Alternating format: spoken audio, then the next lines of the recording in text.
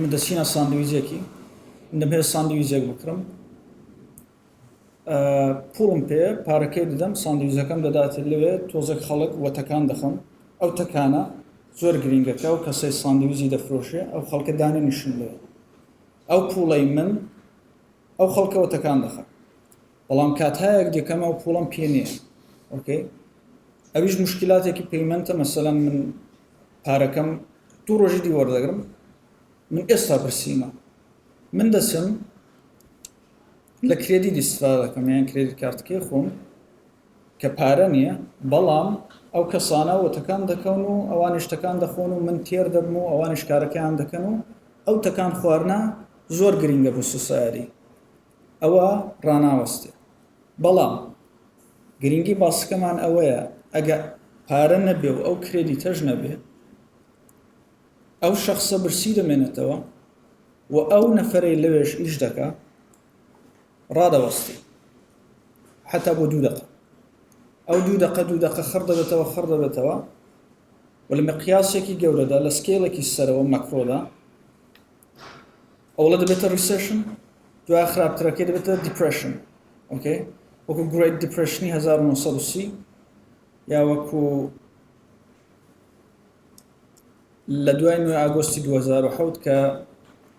ناهێڵەنە وشەیە بەکاربەرین ینی لە مەقالەکان وشەی دیپرێشن بەکاربەری چاپی ناکەن پێ دەڵێن گریت ریسێشن بەڵام وانە ئەو دیپرێشنە هەر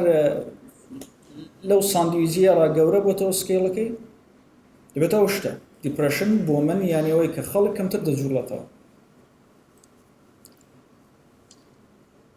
ئەو شتێک کە من دەمهەیە لە جەلسەکاندا خەڵک یەک مەفهومەگە لە ئاخری جەلسە لە وەرگرێویش ئەوەیە لە تاریخدا لە 15 میلادی بۆ بەر وەکو کریستۆف کۆلۆمبۆس پێدا دەڵێن سێرێک دەورانمان هەیە کە پارە ون دەبێت ئەو دەورانە خەڵک دەبێت بیناسە سێرێک دەوران هەیە کە money disappears okay وەختێک پارە ون بوو سێرێک social consequences هەیە کە ئەو جوورێ من 15 ساڵە لەو شتەدا هەین 9 ئاگۆست 2007 دەستی پێکرد من ئەو دەم چۆن بڵێن من لە مەدرسە بووم ژیان ئاوە نەبوو من لەو شتانە تێنە دەگەیشتم بەڵام دواتر 15 ساڵە لەو شتەدا دەژین و ئەوەندەی کە جۆم داوەتێ کەس باسی ناکە ئەکۆنۆمیستەکان هەموو پارادۆکسیان هەیە بۆ نمونە پاڵ کڕوگمەن 2011 قسێکی دەکا 10 ساڵ دوای دێ دەڵە بەخشن نەمزانی ئەم جایزەی نۆبێلان هەیە کەسانی گەورە دیان قسە دەکەن دوای 10 ساڵی دیکە دەڵم ببەخشن نەمانزانی بەڵام ئەو 10 ساڵە ژیانی جوانانە ژیانی جوانان ئەو شتێکی ئێستا دەیبینین بەڵام کەس باسی ناکە ئەکۆنۆمیستەکان زۆربەیان گرینگەکان سنترال بانکرزەکان زۆربیان هەرەوە ئەو شتانێکی ئێستا ئامادەم کردوون لە قسەی خۆیان ئیسنادەم پێ دەکەم کەوان چ دەڵێن من باسی ئەو داستانە ناکەم لە زبانی خۆیان کە دەڵێن پارەوم بۆ و ئێمە نازانین پارە چییە بۆ نمونە لە 15 میلادی وەختە کریستۆف کۆلۆمبۆس کە چوو ئەمریکای کەشف کرد زۆربەی مۆتیڤیشنەکەی نازانم کە کیندلبەرگەر لە نێو کتێبەی خۆیدا ئێستا باسی ئەو شتەی دەکات دەڵێ کریستۆف کۆلۆمبۆس کە چوو بگەڕێ دایرێکی نووسی بوو دایری ینی وا خاتراتی ڕۆژانەی خۆی دەنووسی 100 ڕۆژی پێچوو واردی ئەتلانتیک بوو لەو 100 ڕۆژەدا 65 بار باسی زێر دەکات لەنێو ئەو شتانێک کە نووسیەتی بۆچی چونەگە بگەڕێنەوە دەزانین لە 15 میلادی یۆرۆپ کانتیننت ینی قارەی ئەوروپا لە دیپرێشندا بوو بۆ زێر نەمابوو پێیان دەکوت بولیەن فامن ئۆکەی یعنی زێڕەکان ئەو دەم کە بولیەن بوو بە خااتریەوەکە لە ئاسیا شتیان دەکرێت و ئاسیاش هۆردینگی دەکرد یعنی زێڕەکانی شتی نەدەکرێەوە وردە ئەوروپا واردی دیپرێشن بوو لەو زەمانەدا هێرۆ کەسێک بوو ینی قارەمان کەسێک بوو کە بچێ زێر ببینێتەوە سێرێک چوون بۆ پرتەقال سێرێک چوون بۆ ئیسپانیاس کریستۆف کۆلۆمب ودای زێڕی دەکەوت کە ئەمریکای کەشف کرد و لێرەدا ئەوە وانێکی من پێم خۆشەوانە بخێنەوە کە نەبێتە داستانی منەوانە لێرەدا دەڵێ by the end of the century Columbus had set off on his voyage into the unknown Atlantic, that he was motivated by the search for gold is attested by the fact that his diary of the voyage, lasting less than 100 days, mentions gold 65 times. دەڵێ موتیڤیشنی ئەو سەفەرەی زێر بوو دوای زیێری دەکەوت بەڵام نە هیستۆریەن باسی دەکەن نە ئێکۆنۆمیستەکان باسی دەکەن ئەو دەورانەی کە پارە ون دەبێت ئۆکەی دەورەهایەکی کەم هەڵدەکەون بەڵام ئێمە دەبێ بیان ناسیێن دەورانەی پارە ون دەبێ حکوومەتەکان چۆن دەبێت لەگەڵ جوانان هەڵسوکەوتێ بکەنەوەوانە زۆر گرینگن ئۆکەی هەر ئەو جوورێک کە باسم کە movement in society من ئابووری بەتەکان ینی خەڵک بجوڵێنەوە GDP نابینم ئەو شتانە هەموو شتایەکەم بۆ ئۆیکۆنۆمیستانە بەڵام کە کاتێک خەڵک دەجوڵێنەوە ئەوە پوڵە ئۆکەی جانی ئەو ناو ویشە سایکل ینی ئەوە شێوەیە ئەوە دواتروانێکی دەکەن ینی سکرینی دەکەن کە دیار بێ بەڵام وەکو ویشە سایکلێکی وایە کە سایکلێکی نێگاتیڤ سایکلێکی نێگاتیڤ من ئاوم نووسێ و ویشە سایکلەکە money disappears ئۆکەی کاتێک پارە ون دەبێ people sit خەڵک دادەنیشە وەکو سکان دوێنێ چوون بۆ قەڵایە ئەو خەڵکێکە دانیش بوون خەڵکێکی زۆر دانیشتون when they sit کاتێک دادەنیشن more money get disappear پارەیەکی زیاتر ون دەبێ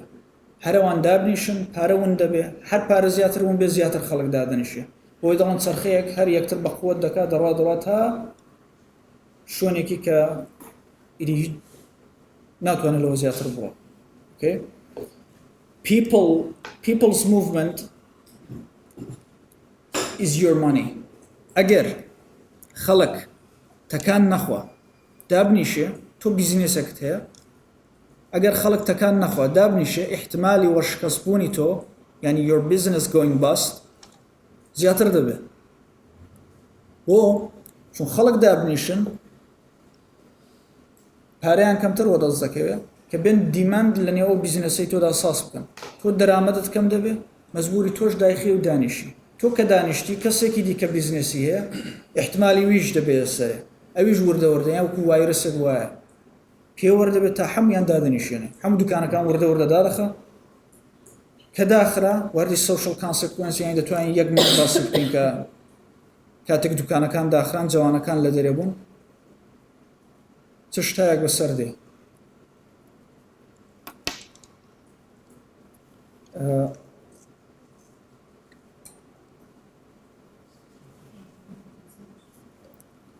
ئەو شتێکی ئێستا باسی دەکەم ئەو جەلسەیە هەر ئەو بەو شێوە ترفن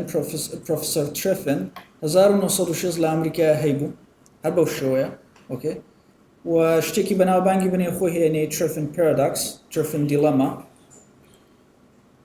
ئەو پرۆفسۆر ترفن هات باسی چی کرد هاتە کۆنگرەی ئەمریکای کوتی ئێمە ریزەرڤ کەرەنسی دنیامان هەیە دۆلارمان هەیە و دوای برێتن وودز 1944 ئەوانە دانیشتن کوتیان زێر بە دۆلاری وەسڵە باقی پارەکانی دیکەش بە دۆلار وەسڵە ئۆکێ ئێمەش مەسەڵەن سوێد شتێکی لە ژاپۆن دەکرێت پێویست ناکە زێڕەکەی بنێرین احتمال یەقوم بێ نێو ئاوەکاندا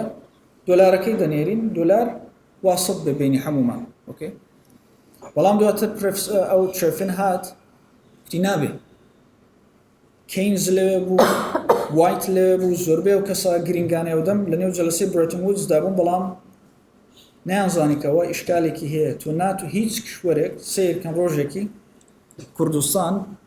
ریزەرڤ کەرەنسی دنیای هەبێ ناتوانێت هەیبێ هەرو جوورێکە ئەمریکا ناتوانێت دۆلار بۆ چۆن پارادۆکسیانە دیڵەمایەکە کە پرۆفسۆر باسی ئەو ترفن باسی دەکرد وتی ئێمە 195 کشوەرین بە غێر لە ئەمریکا 194 ئەگەر دۆلاری بۆ هەموو ئەوانە تامین بکەین کە سوێد دەیهەوێت 2 میلیارد دلار شت لە ژاپۆن بکرێ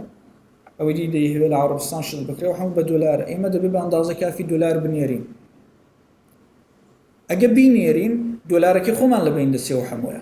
چون دۆلارەکە ئینفلیشن دەیگرێ و لە بین دەسێ یا دەبێت خۆمان یا rest of the world یا خۆمان هەڵبژێرین یا بەقیە دنیا حل نەدەبوو کەس بۆی حل نەدەبوو تاوي كي يقدف حلبه جاء شوفن اشتباهك كرله هذا ديلاماكا وبو my own country or rest of the world كتابي شي نصي ولا نيو كتابة كيدا باسي فصلك هي نمي the world dollar shortage كمي جهاني دولار اوكي اللي برسيارة كما هو was stricken right رازبو كدواتر دصال دوها هات بيج معذرة خاية كركتي اشتبابهم شون تواي دنيا ئاگادار کردەوە وتی ئاگادار بن کە 10 ساڵی ئایندا دەبێتە دیفلیشن و دنیا واردی دیپرشن دەبێت بۆنەوەی کە دۆلار کەمە دۆلار بۆچی واردی دیپرشن دەبێت چۆن دۆلار کەم بێت سوێد ناتوانێت لە ژاپۆن بکرێت مثلا دەیەوێت 100 دانە پلیستیشن بکرێت 1000 دانە بەڵام دۆلاری پێنە سوێد لە ژاپۆنە ناکرێت ئەو کەسانێک کە شتانە ساز دەکەن لە ژاپۆنە دادەنیشن وەکو میسالی ساندویجەکەی چۆن ئەو کەسە و ساندویجەکە سوێدیش لە فراکتاڵی سەرەوەدا سوێد و ژاپۆن وەکو دوو کەس چاولێ بکەن ئەگە ئەو پارەیە ئەو کردیتە نەبێ ئەو شخصە ناتوانێت ساندویجەکە بکرێت سوێدیش ناتوانێت شت بکرێت جا ئەو پارەیە بینی ئەو 194 کەسە من پێیان دەڵام کەس ئۆکێ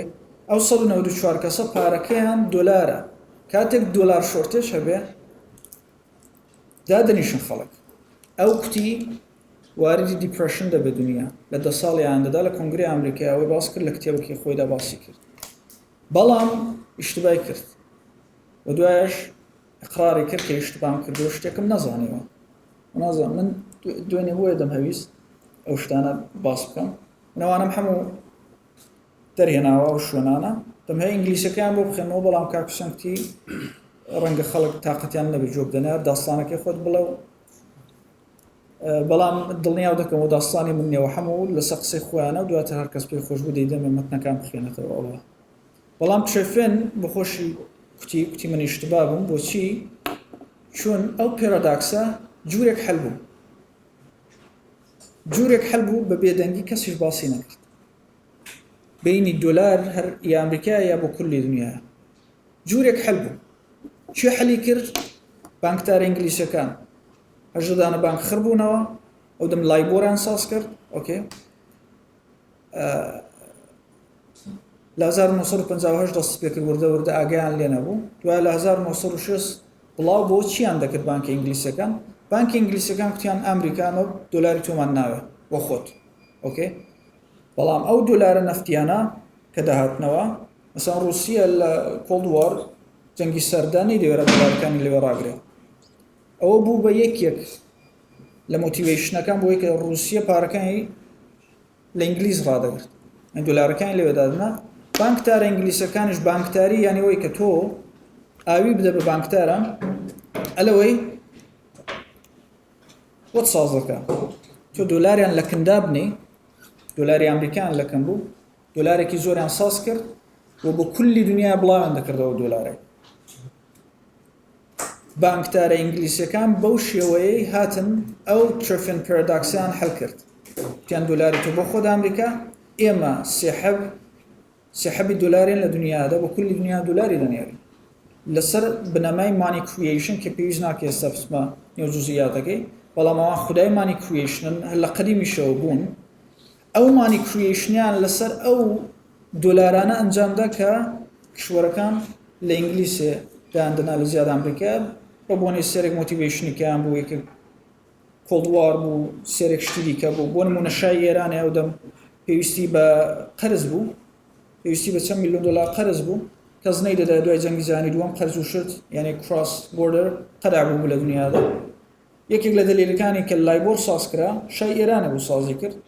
بانکدارێکی ئینگلیسی کە خەڵکی یونانە بوو کوتی باشە مە قەرزت دەدەینێ بەڵام بە چ ڕێیتێکی بدەینێ نەبوو ئەوانە هەموو پێک هاتن سێرێک جوزئیاتی هەیە بەڵام عەلا کولین ئەو مشکلە حەل بوو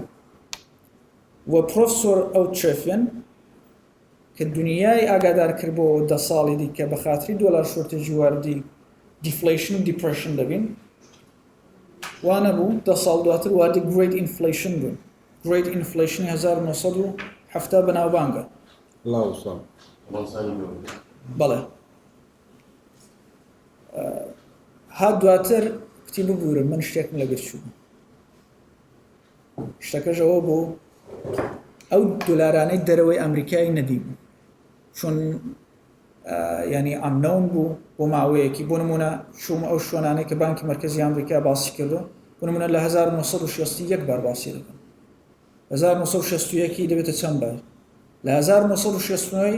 نزیک 27 بار باسی دۆلاری دەرەوە ئەمریکا دەکەن بۆتە نیگەرانی ئەمریکا دەڵێ و دۆلارانەی دەرەوە ساز دەکەن بەڵام بە ئێمە نییە ئۆکێ کاتێکیش دەڵم دۆلار فکر لە دۆلاری کەش مەکەنەوە هیچ دۆلارێکی کەش لە گۆڕدانەوە هەموو ئەکاونتینگێکە ینی ئەلکترۆنیکلی لی دەدەن 1 میلیۆن دلار ساز دەکەن قەرزێکی دەوێت مثلەن ژاپۆن مثلەن لە مەقالەکەمدا باسی و میساڵم کردووە سوئێد دەیهێشن لە ژاپۆنە بکە دیۆ کەشی نادەنێ بانکداری ئینگلیسیەکە داوای قەرزی لێ دەکەن شتەکەی دەکرێت پارەکەی بۆ هات دەیداتەوە ون دەبێت شتەکە ینی کەش نییە وەکو دۆلاری خەڵک ئێستا پێێتی ئەبەو شێوەیە ئەوە هاتە گۆڕێن نێویان نا ئافشۆر داڵرز یان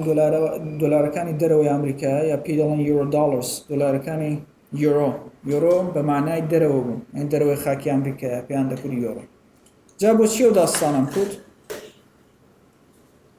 چون دنیا بە خێر و خۆشی لە 1950 لە 1960 تا 9 ئاگۆستی 2007 دارە دەبوون ئەو خەڵکەی کە لێرەدا ژیاوە لەو مدەتەیدا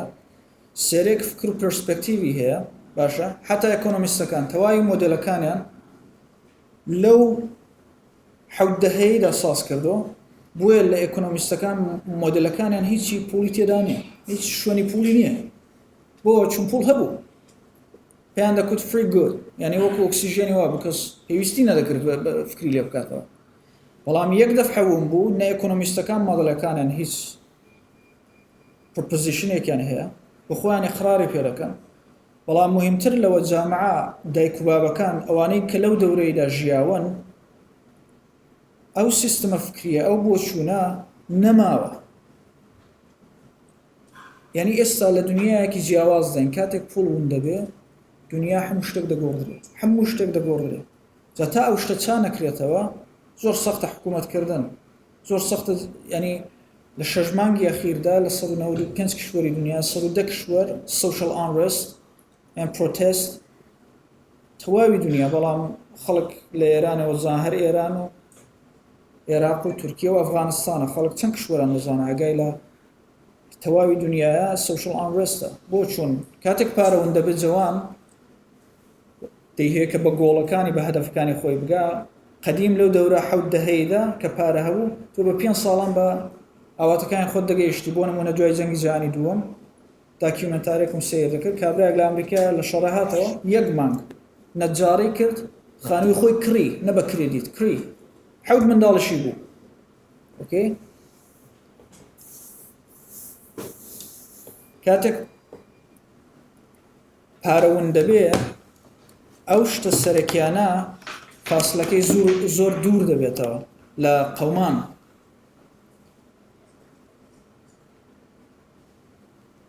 یەک شتی دیکەش کە دەم هەوێ ئەو کەسانە کە نیشان دەدرێ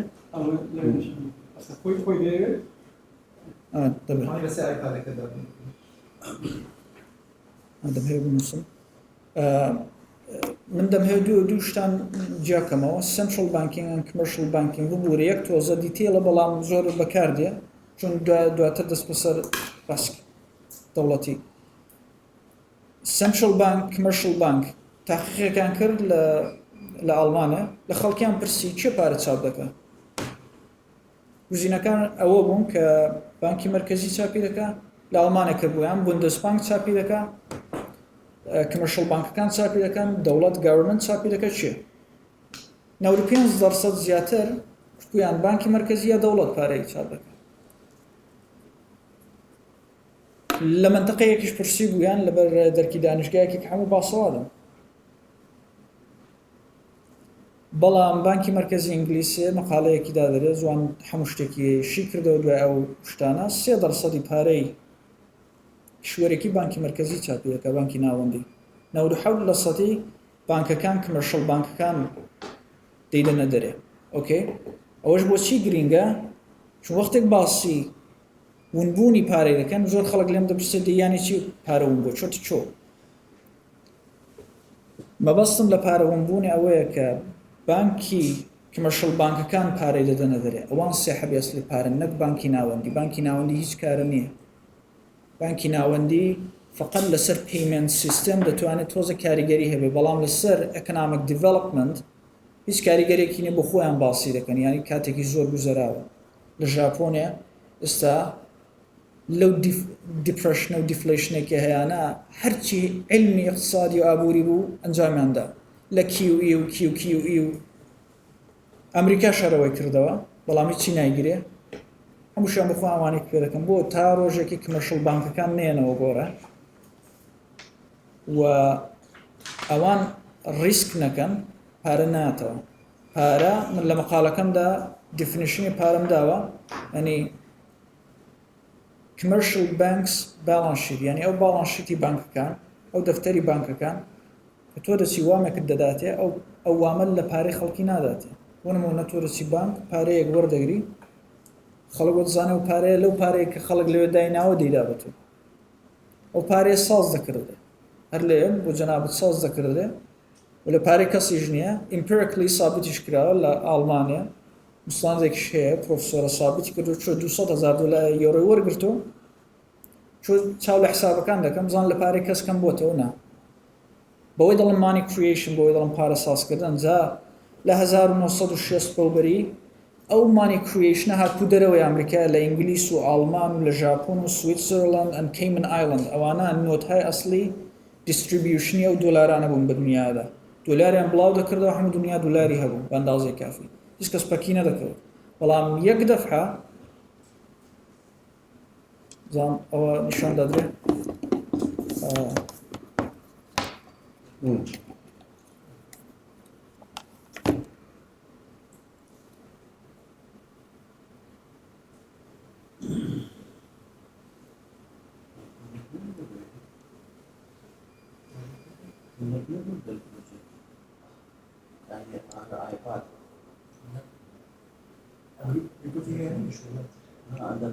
من دەم هەیە ئەو یەک چارتە نیشاندەم ئەو یەک چارتە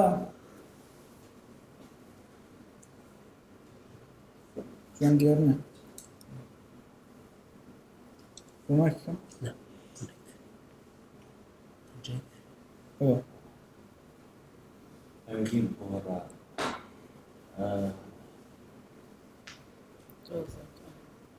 أنا أو شاشة توصل بالصورة أنا بس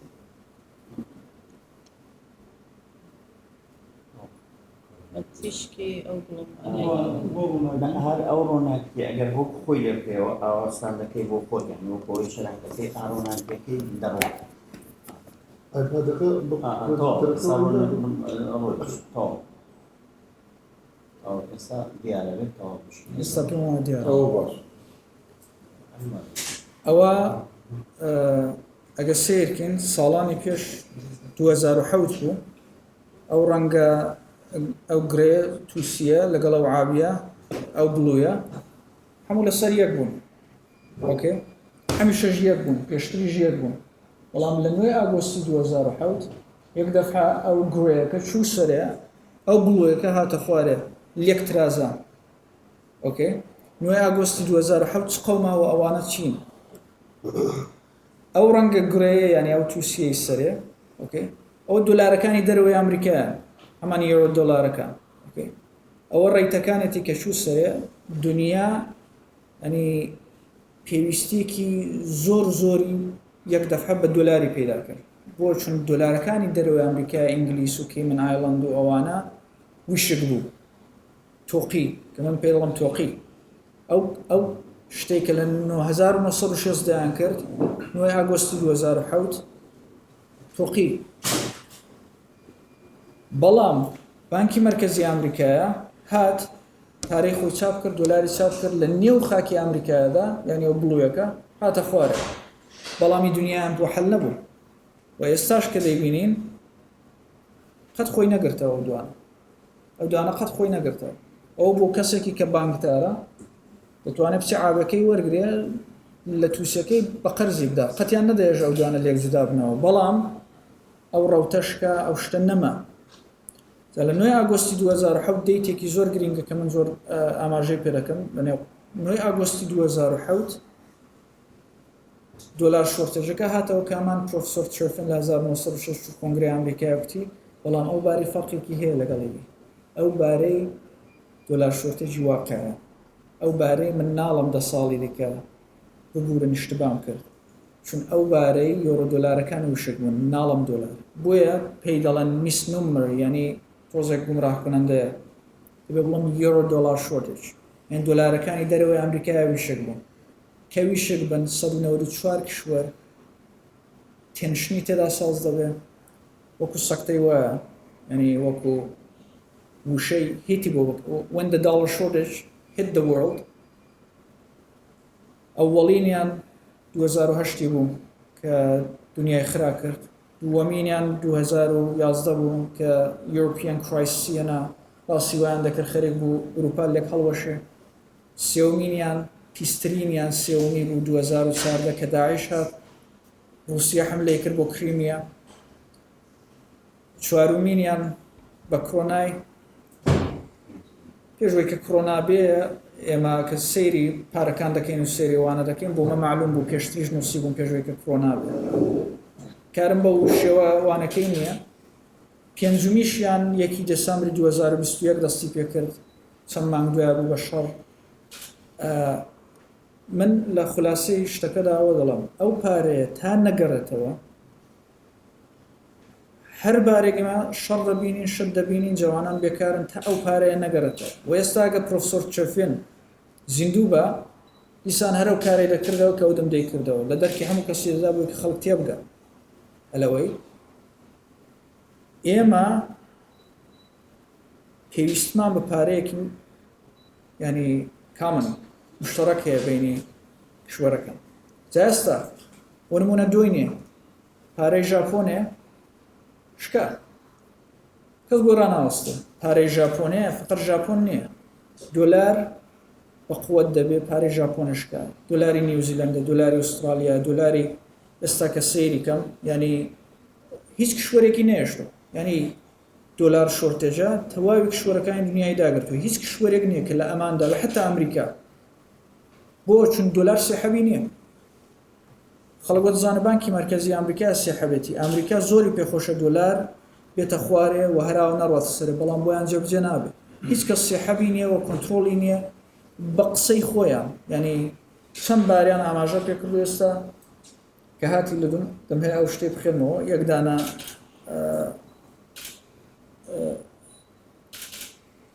سێ ڕئیسی بانکی مرکزی ئەمریکا ئالان گرینسپان ساڵی 2000 مجلسێ بانکی مرکزی دەیڵێ قسەکەی بەڵام پێشوی دەمهێت ئەو دۆلارە و نیشان دەم کە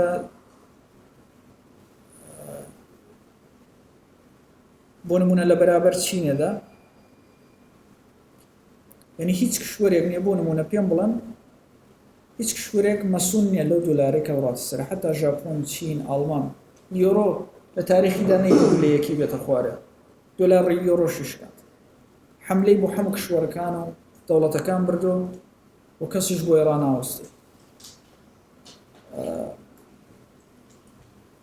پاڵکڕوبمان قسێکی جوانی کرد دواتر هەمە ڕامەستەنام هەیە کاتێکی بوو چەند ڕۆژ لەوەی پێش لە مەقالەیەکیدا کوتی ئێمە بە دەرس و دانیشگاکان خوێندومانە کە ئینترست ڕێت لە هەر کشوەرێکی سەرتر بێ پارەکان دەسم بووە و ئێستاش هەموو ئابووری ناسکان دەڵم بۆیە دۆلاری ئەمریکا سەر چون نرخی بەهرە دەڕاتە سەریان ئینترست ڕێت لە ئەمریکا و هەر دەڕاتە سەرێ خەڵک پارەکانی دەباتەوێ دۆلاری ئەمریکا سەرێ ئەو داستانەوە داستان هەیە کە لە دانیشگا گەورەکان سازی دەکەن بۆ چون داستانی ئەسلی نازانن ینی بەڵام پاڵکڕۆبمان هات عمرێکەوەی دەرز دەڵێن بەڵام وێ ناچێ بۆ چون نیوزیلند لە نوامبری پێشەوە ئینترست ڕێتی دەبات سەرێت بۆ ناچێت سەر کوتی بە بڕوای من شتێک لە پشپەردە هەیە بەڵام نازانم چێ بۆ بخێندەوە بارەوە یعنی ئێستا دەم هەیە ئەوەی بڵم کە خەڵک بۆ دەزانێت ئابووری ناسکان زۆر زیرەکەن زۆر دەزانن یا بانکدارەکان بانک من دەچم ئەو قسەکانیان دەخێنمەوە ئەو شێوەیەنە کە خەڵک لە دەرەوە باوەڕیان پێیان یا خەڵک بۆ دەزانن بانکە ناوەندەکان دنیای ئیدارە دەکەن وان نییە ینی ئەگەر ئەمریکا توانی بە ئەو دۆلارێ بێنتە خوارەیە تەواوی و تەنشنانە تا زەرری بۆ ئەمریکایەشە. ئەو قسەی ڕئیسی بانکی مرکزیەوە متنی FOMC ساڵی 2000 مانگی جوون ڕئیسی بانکی مرکزی ئەوە زۆر گرنگە لێرەدا دەڵێن نازانین پارە چێ بۆ چون لە 1970 کە دۆلارەکانی دەرەوەی ئەمریکای هات ئەوەندە پارە زۆر بوو کەس بۆی نەدەبژێردە. علمی ئابووریش دەڵێ ئێمە دەبێت پارەی ببژێرین کوانتیتی جا دوایە ئینفلیشن و تارگێت و چەندە نرخی بارەی بەرینە سەرەوە ئەوانە تەنزیمکەین دەبێت ئەمە پێش دەبزانین پارە چەندە. قەدیم بە M1 و M2 وانە دەیانبژارد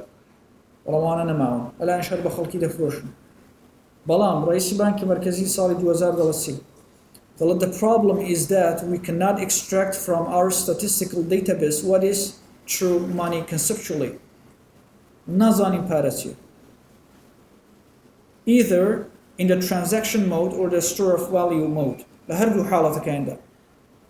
One of the reasons obviously is that the proliferation of products ئەو قسەی زۆر دەنگی داوەدە. بانکی مرکزی هات نیوەندە پرۆداکتی بانکەکان زۆر بوون شتی سیر دەکەن پارە بە شێوەی سیر ساز دەکەن بۆ نمونە interest rate سوابەکان credit default سوابەکان ئەوانە شتی سیر هات بوو بە خۆشیان لێ تێ نەدەگەیشتن. ئەوەندە زۆر بوو جواب باسی وێ دەکە دەڵێ the proliferation of products has been so extraordinarily that the true underlying mix of money in our money and near money data is continuously changing. دەڵێ بۆیە پارەمان بۆ نابژێردرێت. Okay? As a consequence, نتیجەتە زۆر گرینگە. While of necessity it must be the case that at the end of the day that inflation has to be a monetary phenomenon. قسەی میلتون فریدمانی دەکات. دەڵێ کاتێک هەڵاوسان دێ ئەو هەمیشە monetary phenomenonە یعنی چی؟ یعنی کاتێک پارە زۆر دەبێ شتەکان گران دەبێت. ئێستا لە کولی جیهاندا شت گران دەبێت. ئێکۆنۆمیستەکان هاتوون دەڵێن ئەوە دیارە پارە زۆرە. بۆیە بانکە ناوەندەکانیش هاتوون interest rate دەبەنە سەرێ ئەو شتێک کە 100 ساڵە ئابووریناسکان ئەویان فێر دەکەن. ئۆکێ؟ بەڵام لێرەدا قسەی میلتۆن فریدمانی کە جایزەی نۆبێلی وەرگرت تایید دەکا monetary phenomenon دەڵێ a decision to base policy on measures of money presupposes that we can locate money. دەڵێ ئینگار ئێمە دەزانین پارە چیە و لەکوێیە و پاڵەسەکانمان ئینفلیشنەکانمان بەسەر ئەو مێژرانە بەسەر ئەو بەیسەیدا تەنزیم دەکەن. And that has become an increasingly dubious proposition. باوەڕی پێی نییە. یعنی بە زبانی بێ زبانی خۆی دەڵێ نازانین پارە چی میساڵەکانی دیکەش زۆرن بەڵام بانکی مرکزی ئەمریکا نازانە پارە چی. کە کاتێکیش نەزانی پارە چیە تەواوی ئەو شتانەی دەیکەن ئێستا interest rate دەبەنە سەرێ هەموو جۆکە. هیچ نەتیجەیەکی نییە نەبوو سابیتیش کراوە بە خۆشیان دەزانن. جا بۆیە لە جێت مشکل ئەسڵەکەی حەڵکردنی یۆرۆ دۆلارەکان ژیانی جوانە ئێستا هاتوون interest rate دەبەنە سەرێ و ئەوەندەی دیکە ژیانی خەڵکیش سەخت دەکەن. ئۆکێ؟ جا بۆیە بۆم گرنگ بوو کە باسی ئەو شتێ بکەم کاتێک پارەوەم دەبێت مەبەستم چیە و چۆن دێتەوە و لەو کانتەکستەشدا حکوومەتی هەرێم بەخصوص کوردستان ئەمن نییە ئەنی کەو دۆلار شۆرتەجە لە دنیادا کوردستانش دەگرێتەوە. ئەو جوانانە کە ئێستا دەیبینن لە دەرەوە دانیشتون ڕەنگە بۆ خەڵکی دیمانی هەبێت معنی دیکەی هەبێت بەڵام بۆ من عینی واقعیەتی دۆلار شۆرتێژێکە لە لێردا دانیشتم بۆ نمونە 2014 هەر وردە دۆلار ویشی بوو خەڵک زیاتر دانیشتدان بەڵام پێش 2010 یا دوای 2010 بە بۆنەوەی کە حکوومەتی هەرێم پارەی نەفتیە بۆ وانەی پارەی نەفتیان هەیە درێنگتر لێیان دەکەوێت دۆلار شۆرتێژ تا 2014 دەوامی هێنا بەڵام دوای 2014 بەسەر داعیشیان داهێنا. ئۆکێ؟ چون ئەسڵی مەسئلەکەەوە بوو دۆلار شۆرتێژ لە دنیایدا وەگە هەر حکوومەتی هەرێم بام قبوڵم دەکرد داعیش بوو بەڵام داعیش نەبوو و کولی دنیای گرتەوە. ئێستا ژاپۆن خەریکی وەیە چین خەریکی وەیە ترامپیش بۆی جێبجێ نەدەبوو ئەو ئیدعای ساز کرد کە دەیکوت چین پارەی خۆی لە بەرابەر دۆلارێدا دێنتە خوارێ چ قەت کاری وای نەکرد و قەتیش ناهەیە بیکە. من لە مەقالەکەشمدا لەسەر باڵانشیتی چینە شو منێ و ئەوانەکەیان نیشانم داوە کە چین چۆن باڵانشیتی بانکی ناوەندەکەی ئیش دەکەن بەڵام سێرێک داستانە دێ و دەڕوا بەو شێوەیەش کە حەل نابێ ئێستاش کە قسە دەکەین 15 ساڵ لەو شتەی دەگوزارێ و کەسیش حەلێکی بۆ نابینێتەوە بۆیە منیش بەردەوام دەگەڕێم هەرە جوورێ هەرە من نیم خەڵکی دیکەشان وەکو پرۆفسۆر گەری گۆتۆن کە هاتبوو بانکی ناوەندی سوێدە من چووم و هیوادار بوومە و ساڵ جایزەی نۆبێل بێتەوە بۆ چون ژیانی لەسەرمانی داناوە لەسەر ئەو شتانە یەکێک لەو کەسانەیە کە چەندین بار نامنی کراوە بۆ جایزەی نۆبێل بەڵام ئەو ساڵ جایزەکەیاندا بە کەسێکی بەنێی بێن بەرنانکی کە ڕئیسی بانکی مرکزی بوو و ئەو خراپکاریانە هەموو لە ڕیاسەتی ویدا کرد 2008 ئەو ڕئیسی بانکی ناوەندی بوو و مەتنێکشم لەوی دەرهێنا ساڵی 2002 بە تەوەلودی ملتۆن فریدمەنیدا دەڵێ 1930 خەڵکی نایەمە ئیشتبامان کرد قبوڵمانە ملتۆن فریدمەن چون قسێکی کرد 1930 کە دنیا واردیە و شتە بوو خەڵک لە ئەمریکا یعنی نیوزپیپری دەکردە کەوش لەبەری دەکرد دواتر معلوم بوو کە بانکی ناوەندی مەسئولی ئەو شتەیە ملتۆن فریدمەن ئەوەی لێ بەرمەلا کردن و بێن بەرنانکی ساڵی 2002 هات کتی ئێمە قبوڵمانە ئێمە بووین نەمان دەزانین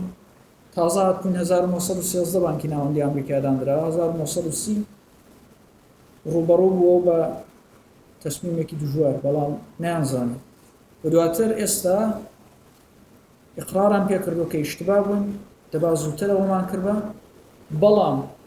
قەول و پێدەدەین کە قەت نایکەینەوە قەول و پێدەدەین کە قەت نایکەینەوە ئەو ڕستەی بێن بەرنانکیم دەرهێناوە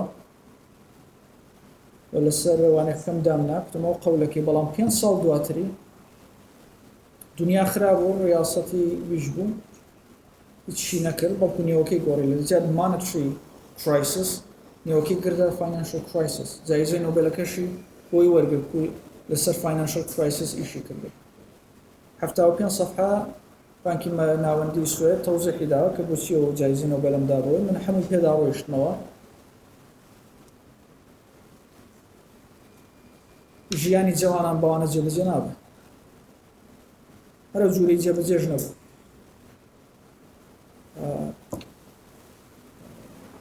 جابووە من بە وانێکێکم زانی کە من لەگەڵ برادری خۆم قسە دەکەم لەگەڵ خەڵکی دیکە قسە دەکەم زۆر وەزعی جوانان باش نییە بۆ هیچ ئاواتێکیان نییە میسالی ئەمریکا هەر ئێرە نایە ئێران نا بلومبێرگ خەبەرێکی دادەرێ وانە توانم هەموو نیشان دەم لە 25 کە لە دوای جەنگی جیهانی دووەمەوە ڕێیتە نەبوو کە جوانەکان هەر لەگەڵ دایک و بابیان دەژین بۆ چون پارەی خانەی جوداکرینیان نییە ڕاگە ئەمریکاوە بکە بەخۆی دۆلاری هەیە ئێران و کوردستان و ئەوانەی دیچیا ئەفغانستان و وانە هەموو جوانن ئەگەر ئەوە چاک نەکردرێت جوان تا حەدێکی وانێکی هەیە دواتر تووڕە دەبێت ئێستا من ئەو شتەی ئێرانەیە بە حیجاب نابینم خەڵک بەڵەوە حیجاب و دان هەیە ڕووسەری لەسەرکەنەوە و لە مێژە دەقڵێ و شتە نۆبەی ئێرانی هاتووە جا ئێران یا انقلاب دەکە یاچێت سەر کشوەرێکی دیکە ئێستا پێشتر لەو کشوەرێکە مەلایان کردنی چی بوو سریلانکا پێدا دەڕایانە ئەگە بچین خەبەرەکان بخینەوە دۆلار شۆرتێژە بە هەموو دنیادا دەڕۆ هەموو دنیادا دەڕۆ و شتان خراپ دەکە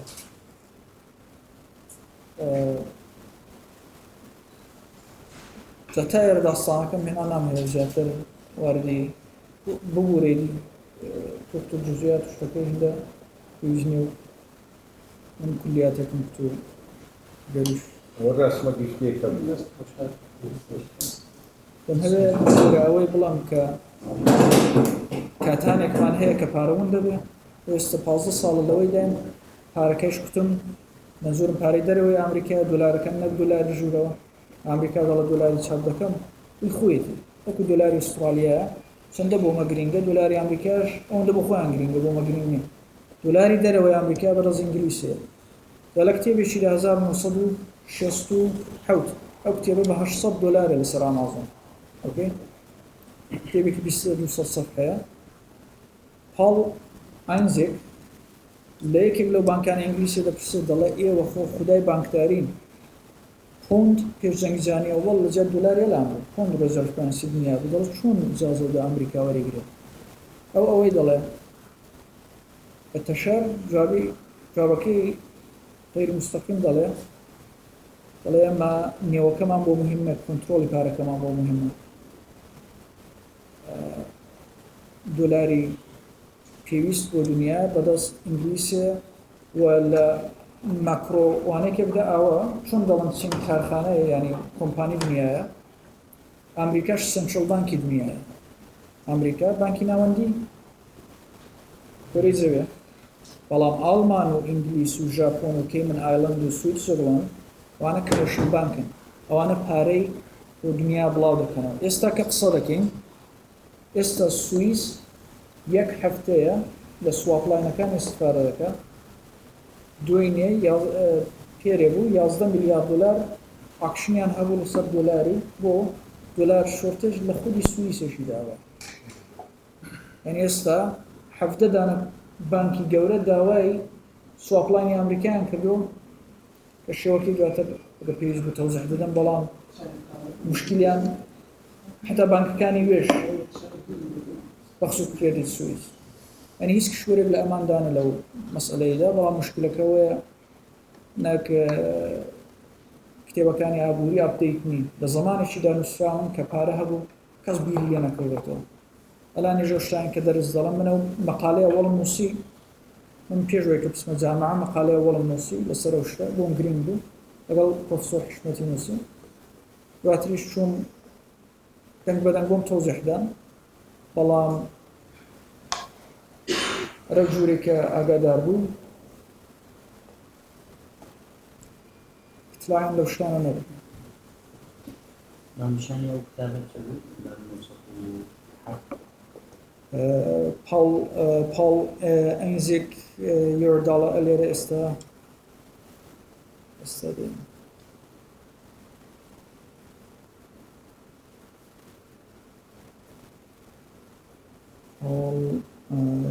نێوی پاڵ ئەنزیگە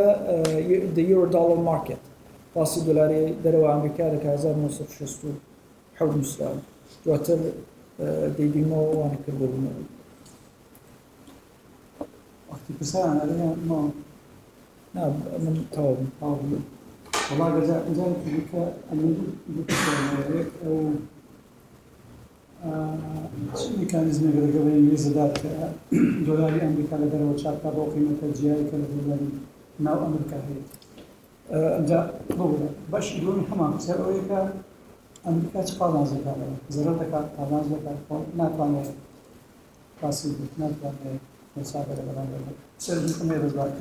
ڕاستە ئەوە لێرە میلتۆن فریدمان لە 1960 جوابی پرسیار دەداتەوە مەقالەیەکیدا دەربنەی the Eurodollar market دۆلاری دەرەوەی ئەمریکایی یۆرۆ ینی دەرەوە لە یۆرۆ ئەوروپایان لێرەدا دەڵێت the Eurodollar market is the latest example of the mystifying quality of money creation پارە چاپکردن لە دەرەوە to even the most sophisticated bankers let alone other businessmen لەوەندە پیچیدەیە کە بانکەکان بخوان لێ تێناگەن چگە بیزنسمەنەکانی دیکە جا لێرە میلتۆن فریدمان دەڵێ what is the source of this deposits کەسێک هەڵدەستە کەسێکی بڵند ینی کەسێکی ئافیشەڵی بانکدارێکی گەورەیە هەڵدەستەی جواب دەداتەوە دەڵەوە balance of payments deficiti ئەمریکایە کە و پارانە دەدرێت بە ئینگلیسیش لەسەر وانە پارە چاپ دەکات لێرەدا میلتۆن فریدمان پێی دەڵێت this answer is almost complete nonsense لە هیچ معنیەکی نییە قسەیەکە دەیکە ئەو پارەیە کە چاپ دەکردێ لێرەدا جوابەکەی دەداتەوە دەڵێت the correct answer for both Eurodollars دۆلارەکانی دەرەوەی ئەمریکا and liabilities of US banks is that their major source is a bookkeeper's pen دەڵێت سۆرسی ئەو دۆلارانی دەرەوەی ئەمریکایە ئەو خوتکارە bookkeeper's pen وڵتا ئەوە جەوهەری تێدا بێ دۆلاریش هەیە لەبەر يعني هیچ قیمەتێکی دیکەی نا ئەمریکا بۆ بێدان قازان زەکات ئەمریکا وەڵە نەیدەزانی تا 1969 کە وردە تێگەی دواتر کە تێگەی ئەوجار هیچی لە دەست نەداهاوە ئێستا کە قسە دەکەی نزیک $1 quadrillion کۆنتراکت هەیە ینی بانکەکان $1,000 تریلیۆن لەسەر لایبۆر دانراوە لایبۆرە کە 18 بانکی ئینگلیسی ڕۆژانە زەنگیان بۆ لێ دەدەن لەسەر نەزەراتی وانە ئەو کۆنتراکتانە دانراوە ئێستا ئەمریکا ئەو ساڵ بۆ ئەووەڵین بار لە تاریخدا 2022 ئۆکێ ئەو دەمجە ناتون نەناسن مناوی زۆر گرنگ بووم ئەو ساڵ هات بۆ ئەووەڵین بار بەدزی transition from LIBOR to SOFR ڕێیتێکاندا ناوە دەڵە چ دیکە ناوە ئینگلیزە تو چاپ دۆلار ئیمنە و دەبێ بەدەست من بەڵام ئەوانەی کە لی تێدەگەن هەموو ئەمریکای مەسخرە دەکەن چونتو ناتوانێت بکارێت $1,000 تریلیۆن بۆ 30 ساڵی دیکە لەسەرەوەی دانرا ئەو باسایی ناتوانێت بیجۆزەوە بۆ ڕێیتێکی بڵێن بخۆمەوە ڕێیتی دادنێ و لە بندەستی بانکە ئینگلیسەکانی دەردێن ئێستاوە نزدیک لە 1970ەوە ئەو بەزمە هەیە کە ئەمریکا دەهەیە لە بندەستی ئینگلیسی دەرچێشێ بەڵام باسانە بەڵام ئەو ساڵ بۆ ئەووەڵین بار ئەو ڕێیتەی خۆیاندانە سۆفر ڕێیتێکە ئەمریکا بە خۆی سازی کردو بەڵام هیچ بنەمایەکی علمی نیە و هیچ لە نێو بانکداریدا پێڵم دیپ نییە ینی بۆ معاملەی نابێت بەڵام ئەو شتە دەگەێنە کە ئەمریکا پێی ناڕەحەتە دەهەیە لە بندەستی خۆیدا شاردۆم کەمیانە شاردۆم ئەوەی ژیانی جوانان یان گەنجان کە تۆ بازەکەینەوە مەبەستە جیلی نوێی کار ئەتوانێت کار سەراسەری دنیا ئەم کەمێکی تێگەیشتم کە بەو بوونبوونی و دۆلاری کە بێدای کوبابە بێکارە بن دوای ئەو تەنگ و چەڵانانە دروست دەبن لە وڵاتێکەوە وڵاتی پێش کورسیەکەی جیاوازە بەس من تێنەگەیشتم بە باشی ینی ئەم حاڵێکە تۆ لە دۆلاری دەرەوە باسی دەکەی هیچ هیوایەکی تێدایە کە ڕۆژێک بتوانێت ئەو بێئومێدی یا ئەو زەرەرەی کە جیلی نوێ و تۆ بڵێ جوانان تووشی بوون چارەسەرکەیان ئەو کێشەیە هەردەمێنێ یان کێشەی ئەوە دەسڵ لەسەر سوالێکی یعنی ئاخرین سوالی ئابووریدانە یعنی ئەگە ئەو سوالە جواب بدەمەوە ئابووری تەوا دەبێت چون بە کاکسێن دەڵم ئەگە هەر عیلمێکی نەتوانی بە یەک ڕستە تەوزیح بدەیت ئەو عیلمەی فێر نەبووی ئابووریش یەک ڕستەیە ئەویش ئەوەیە کە جوابی ئەو سوالەیە ئێستا ئەگە من ڕئیسی بانکی ئینگلیسە بووم و ئەو شتەش بزانم پڕە لە قازانس یعنی ڕێیتەکان توان بەسەر بکڕم لە خوارە بیفرۆشمە پڕە لە قازان بۆ نایکەم ئەگە ئەمن بکەنێ منیش نایکەم بۆ چون دەزانم ئەگەر وان بدەم و باڵانشتی بانکەکەم گەورەکەم پارە چاپ بکەم دەزانم وەری ناگرمەوە ئۆکێ بۆ وەری ناگرمەوە چون دمۆگرافی دنیای گۆڕدراوە یعنی چی یعنی دوای جەنگی جیهانی دووەم کە بەیبی بوومێرەکان هاتن منداڵ زۆر بوو لە 1970 دمۆگرافی گۆڕدرا ئەو ڕستەیە کە دەڵام ئەکۆنۆمی یەک ڕستەیە ئەویش ئەوەیە دەبێت ڕێگولیشن لەسەر منداڵی هەبێ کە نییە ینی هەر نەسلی بێشتێ خۆی وە حەوت منداڵی دەبێت وە دووم دەبێت وە نەسلی بێبی بوومێرەکان هاتن بۆ نمونە نەمکن حەوت منداڵی بوو هەمیشە بە شۆخی بە نەنکم دەڵام شۆخیە بەڵام زۆر عیلمیە وە ئاخرین ڕستەی ئابووریشە هەمیشە بە نەنکم دەڵام تۆ حەوت منداڵت بوو سیانی من بوو ینی سێدانە دوو پور و مامێکم ئێستا با منداڵی من بە چون منداڵ وەکو نەفت وایە ئەگە جێیلێک زۆری دەرچێشە جێیلەکانی دی نامێنێ ئۆکێ ئەوە ئاخرین ڕستەی ئابووریە و ڕئیسی بانکی مرکزی ژاپۆن ڕێک باسی وێ دەکات دەڵێ ئێمە هیچ کارمان لە دەست نایە مانیچ پاڵسی هیچ کاری لە دەست نایە لی دەپرسن بۆ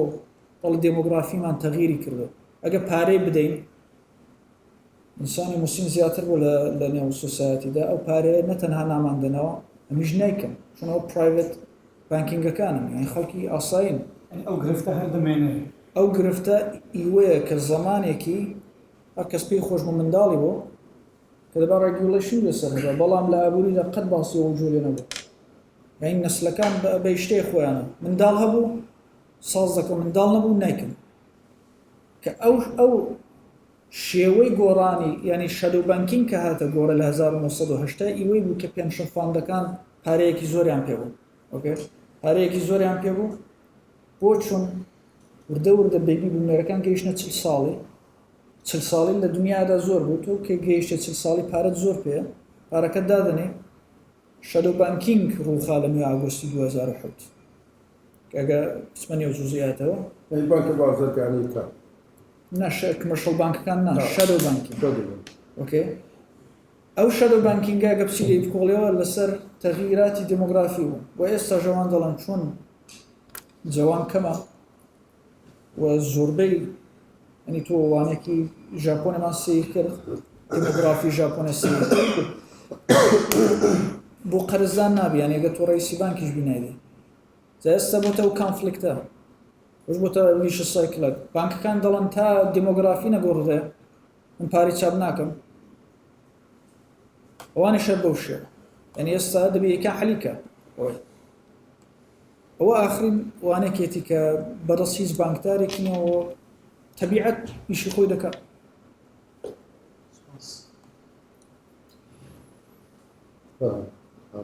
والله من یەک پرسیارە لەسەر و مەسەلەی دیمۆگرافی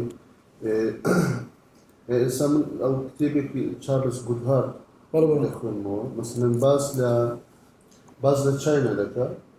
کە هاتنە پێشەوەی ئابووری چاینا بۆ جیهان دوو سەبەبێ بوو سەبەبێکیان گەشتنی دیمۆگرافیەکەی بوو کە کۆچێکی زۆر لە لادەکانەوە هاتنە شارەکان وای کرد کە دەستی کارەکەی بەهێز بێت بۆ دەستی کارە گەنجە بتوانێت بەشداری بکە سەبەبێکی دیکەی هاتنەوەی چاینا بوو بۆ ئابووری جیهانی واتە گۆڕانکاری لە سیستەمی کۆمۆنیزم بۆ تێکەڵبوون بە مارکەت ئیکۆنۆمی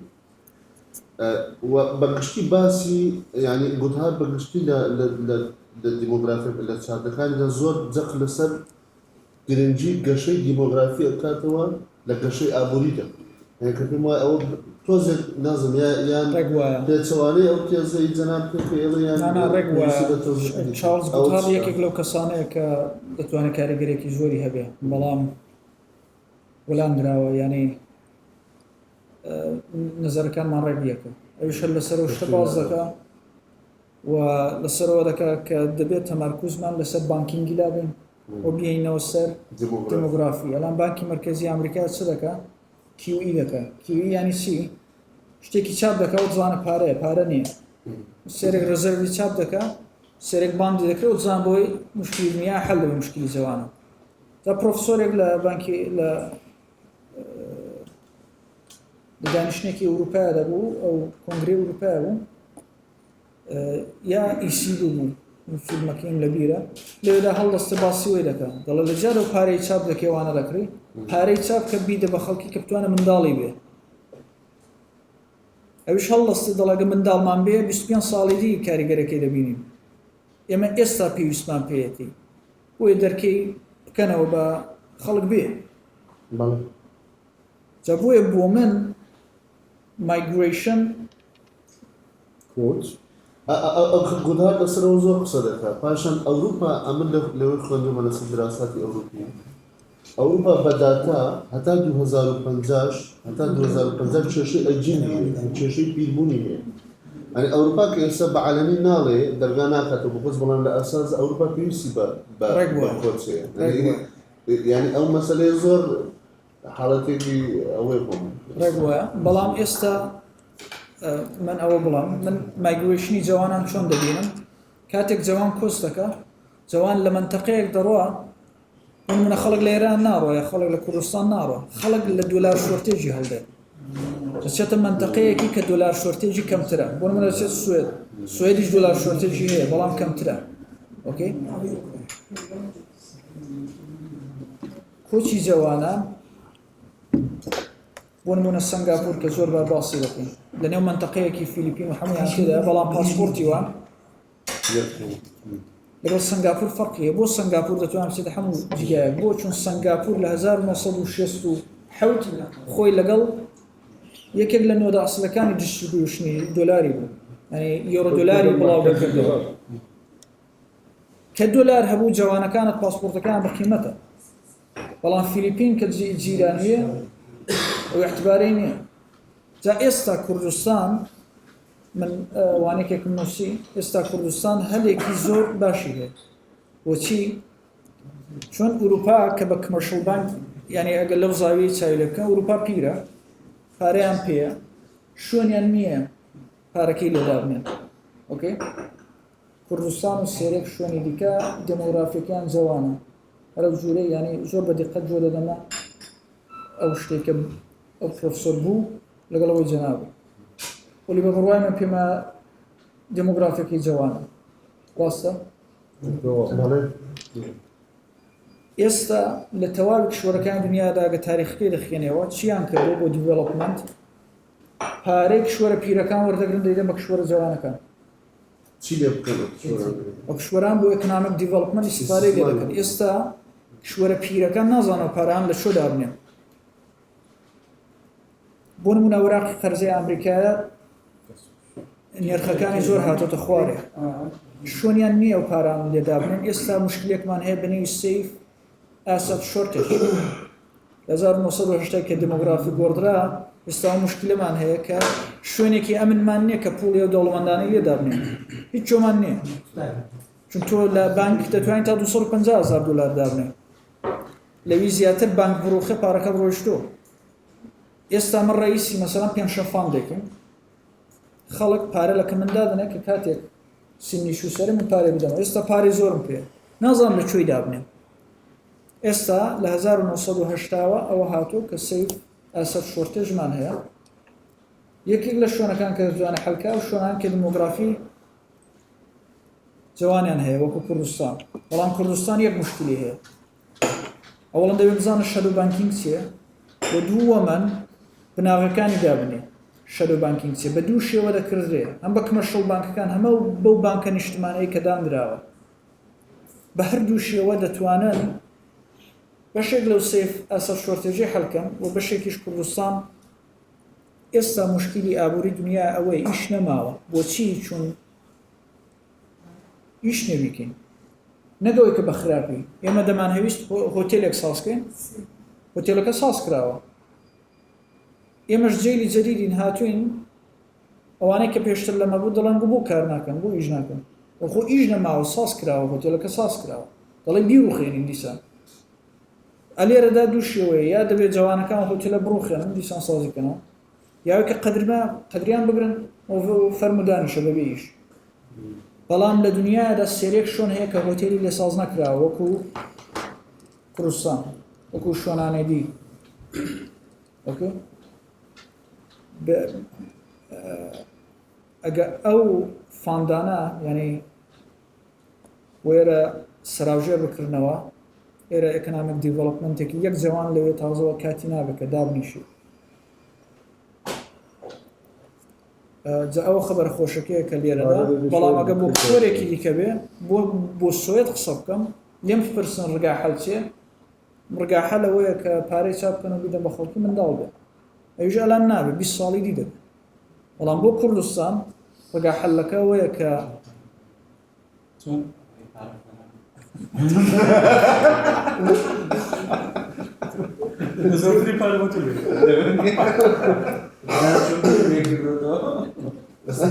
دەستەکان ڕاستی شتێک خۆش و بەستە دەکەم لە شتێکی لە مێژوویەوە چێناوە زۆرکەی حاڵشت پێ بابن کۆڤەری زۆر شتیکەی بەڵام هەیە مستەڵەحات هەیە بابن باسی لێ نەکەین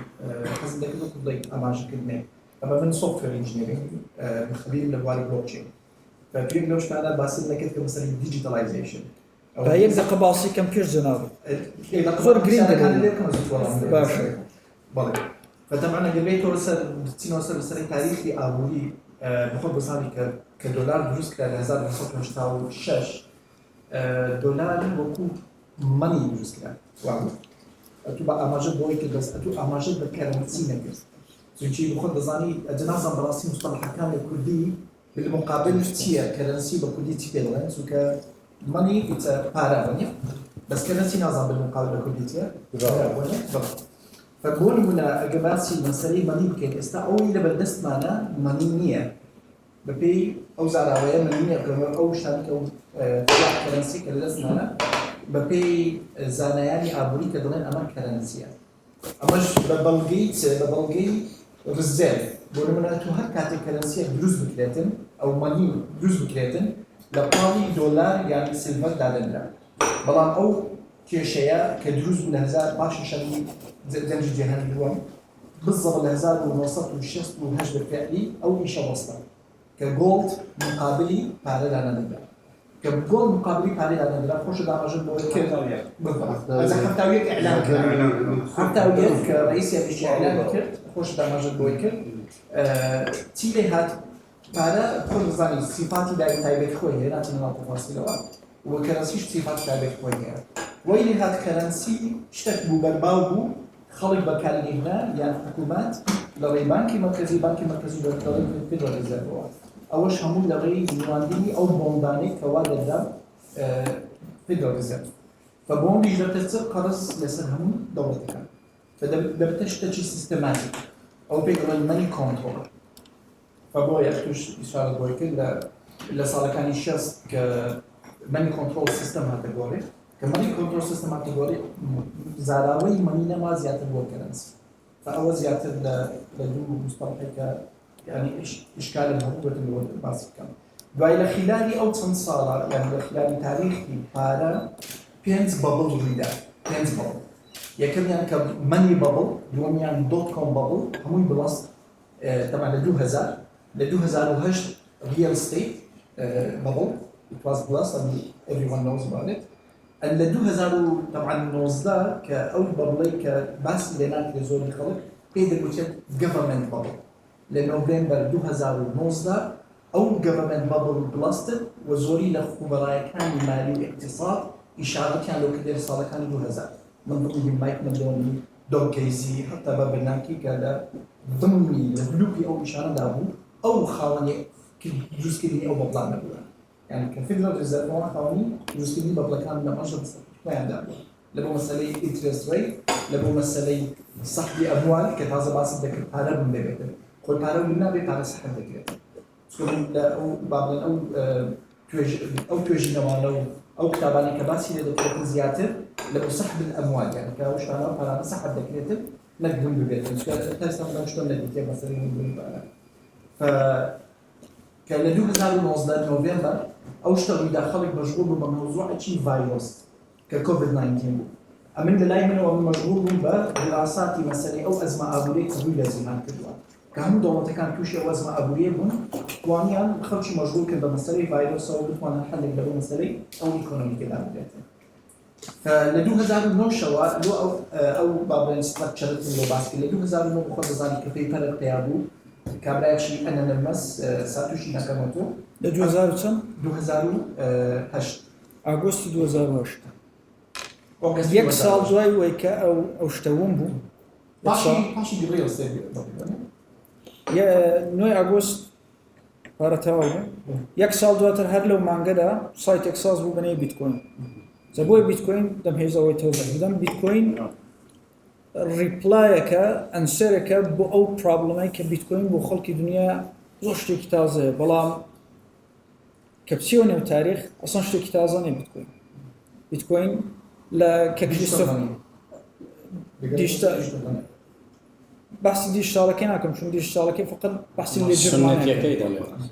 لە جرمانی بۆ ئێمە لە منتەقەی خۆمان کاتێک دەچین شت دەکڕین ئۆکێ پارەمان پێ نییە دەفتەری قەرز هەیە سێحەب دوکانەکە نێومان دەنووسێ و شت بیتکۆین هەمان ئەو شتەیە ئەو دەفتەرانە هاتوونەتە سەر دیجیتال وەمە دەتوانین تەواوی وانە دەگەڕێتەوە سەر لێجر مانی یعنی ئەمە ئەو ترانزەکشنانە دەنووسین بەڵام ئەو بار بوو بە ئەوانێک بەڵام لە تاریخدا ئەو بەحسی کۆلۆمبوس لە 1834 میلادی کە ئێمە پێش سیڤڵ واری ئەمریکایە دەیقەن شتێکی وەکو بیتکۆینی ڕوویدا هەر بانکێک کە هەر کەسێک دیوێکی خۆی دەکردە بانک وای لە هەر لە ئەمریکایە پێش سیڤڵ واری ئەمریکا پێش US ناشنال بانکینگ 1500 نوع پارەمان هەبوو لە ئەمریکا هەر وەکو چۆن ئێستا 1500 کریپتۆکارنسیمان ئۆکێ هەردووی ئەوانە هەر زیاتر دەبێت بۆ چۆن ئەوڵە خەڵک نازانە بۆ زیاد دەبێت بۆەوەی دەیکا نازانە بۆ دەیکا بەڵام ئەومان هەبوو ئەوە گرنگ نییە ئەوە گرنگە بوو لە 1934 ڕێک وەکو ئەلاندیسان 1500 ناو پارە هات چون پێشوی دیسان پوڵبوون بوو لە جوابی وەیدا پرایڤێت ئەیجنتەکان دێن پارە ساز دەکەن لەیدانە دەرێن دواتر کە US ناشنال بانکینگ هات بۆ سیڤڵواری ئەمریکایە پێویستی بە فاینانسینگی ئەو شەڕە بوو هەموو بانکەکانی ڕوخان هەمویانی باس کرد پوڵی خۆی دادرێ ئەلحان لە 2008 و کریپتۆکارنسیانە بەخصوص بیتکۆین هاتە دەرێ لە جوابی و پارە وەنبوونەیەدا لە جوابی وەیدایە کە جوانەکان هیچ ڕگایەکیان نییە ئێستا دەیان هەیە بخۆیان پارە ساز بکەن پارە تەولید بکەن بە شێوەی خۆیان بەڵام مشکلەکان ئەوەیە کە حکوومەتەکان قبوڵی ناکەن و هەرە شتێک بەسەر دەکە ناشنال بانکینگ بەسەری هات 1500 ناو پارەیان لابرد و پارەی خۆی داناوە ئەمە بۆم گرنگ نییە بیتکۆین و کریپتۆکارنسیەکان چین بۆم گرنگە بۆ هاتۆ چۆن ئێستا جوان پێویستی بەپارێ من هەر بۆ ئاگاداری جەنابەت ئەوەڵین کەسێک بووم کە 2018 کۆمپانیەکی ئوسترالیایی کە لەسەر تۆکەنایزیشن ئیش دەکات منیان هەڵبژار کە لەسەر تالنتی تۆکەنایزکەن تالنت پێویستە تۆکەنایز بکردرێت کە خەڵک بتوانێت مشکی مثلەن ئەنیشتینی بکرێت ئۆکێ ئەوە منیان هەڵبژار و تۆکەنەکەی من نێوی فار 2025 بوو 100 میلیۆن دانە لەو پارانە چاپکرا ئێستاش لە ئەوانەکەمدا بۆ خەڵکم دەنار ئۆکێ و قرار بوو بێ ترید بکردرێ ئیدەیەکی زۆر جوان بوو جەدید بوو جا بۆی ئاگاداری ئەوانە هەم و ڕەفیقەکانیشم هەموو ئوسترالیایەکان لەو زەمینەیەدا ئیش دەکەن بەڵام من حیسی هەمویان دەرک دەکەن بۆ نمونە خەڵک ئێستا وێنێ دوو برادرم تیان ڕۆژێکی دەوڵەمەند دەبین چۆن تیانەوە خەریکین گەنجێکی دەگەڕین گەنجێک لە بنعەرزیدا دەبینی ناو خەریکم من ئاگادارمەوە خەڵک پێم دەڵێن بەو شاخانەی مەهابادێ وەربوون خەڵک بەوانەی بۆکان و مەهاباد و هەموو بە دەستگایەکی لە زێڕ دەگەڕن وەکو کریستۆف کۆلۆمبوس یعنی من ئەوەم بۆ گرنگە نەگەوەی کە ئەوانە دەیبینەوە یان نایبینەوە بیتکۆین بۆ هاتوو بیتکۆین هات نیشانەیەکە کە پارەوم بوودە گەری گۆرتۆنش هەر هات باسیەوەی کرد کە private producing money مەقالەیەکی هەیە گەری گۆرتۆن لە بانکی ناوەندی هات باسیەوەی کرد making money کاتێک پارەون دەبێ private producing money دێتە گۆڕێ و ئەوە دەوام ناهێنێ ئەوە فقط دەورەیەکە کە هیچ شتێکمان لەدەست نایە private produce دی ئەو شتەی دەکات بەڵام دواتر کە هاتەوە سەرخۆ هەمیان لا دەبا هەمانە لە کارێکدا ئەو لە جرمانیانە دواتریش بەحسی کردیتی پرسیارەکەی جوانیانی جوان نەگرت بەڵام ئەو کەرەنسی و مەنی ئەو شتێکە یەک لە پرسیارەکان بوو ونبوونی پارە یانی ئەو شتانە لەمەش دروست بوون کە بەحسی نا هەر نییە ئەو شتانە بەحسی ونبوون مەقسەد لەوە نیە reduce the value I mean the money losing the value right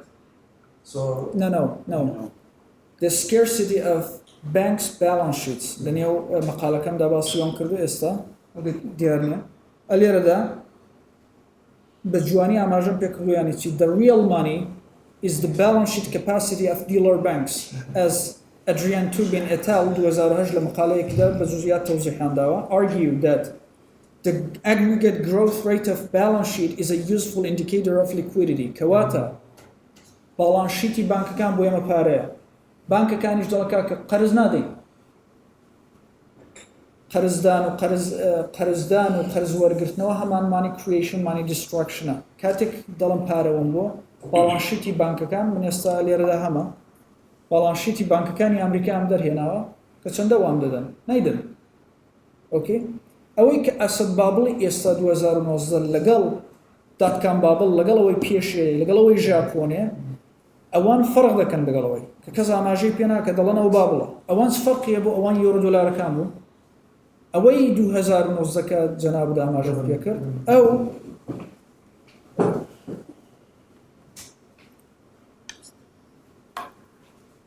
پێی دەڵێن wealth accumulation ئۆکێ و یەکێک لە عواملی پارەوەمبوون کە باسم کرد ئەو دەوڵەمەندانە ئەو wealth accumulationەیە کە بخۆیان دەبنا ئارمیچێرێک دەبنا هاندەرێک بۆی کە پارە زیاتر بوون بێت بۆ چونکە ئیش نەما جوان چ دەکە پارەی دەباتە نێو ستاک مارکێتی ستاک مارکێت سێحەبەکەی ما بورس ستاک مارکێت سێحەبەکەی چییە؟ ئیلۆن ماسک و کەسانن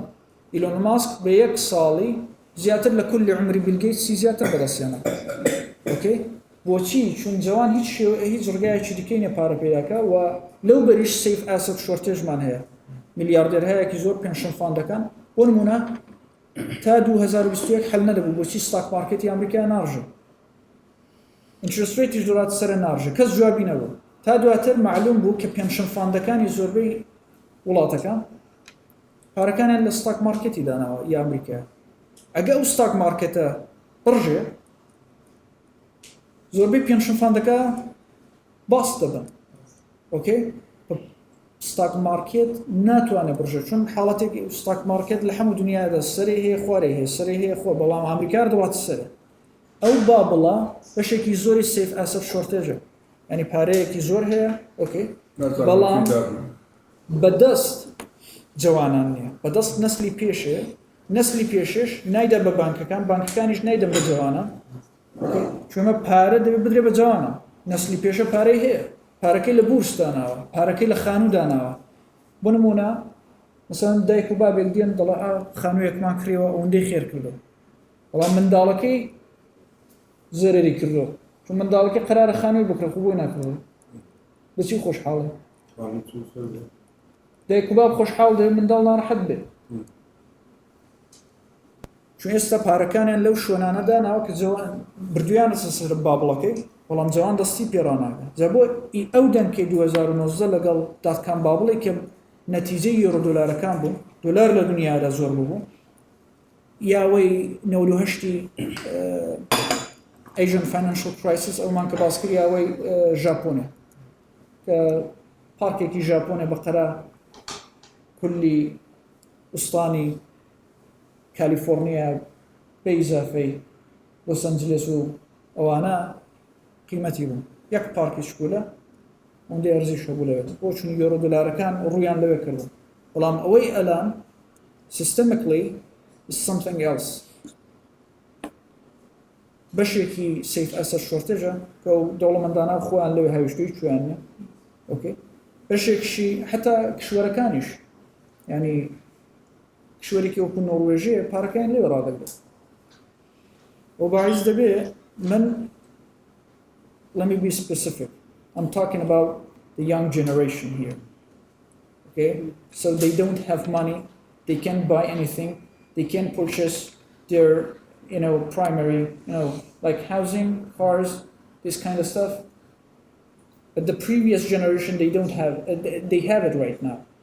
So their problem is they don't know where to put it. زۆر زۆر معادلەکە دەڵاسە بەڵام ئێستا ئەو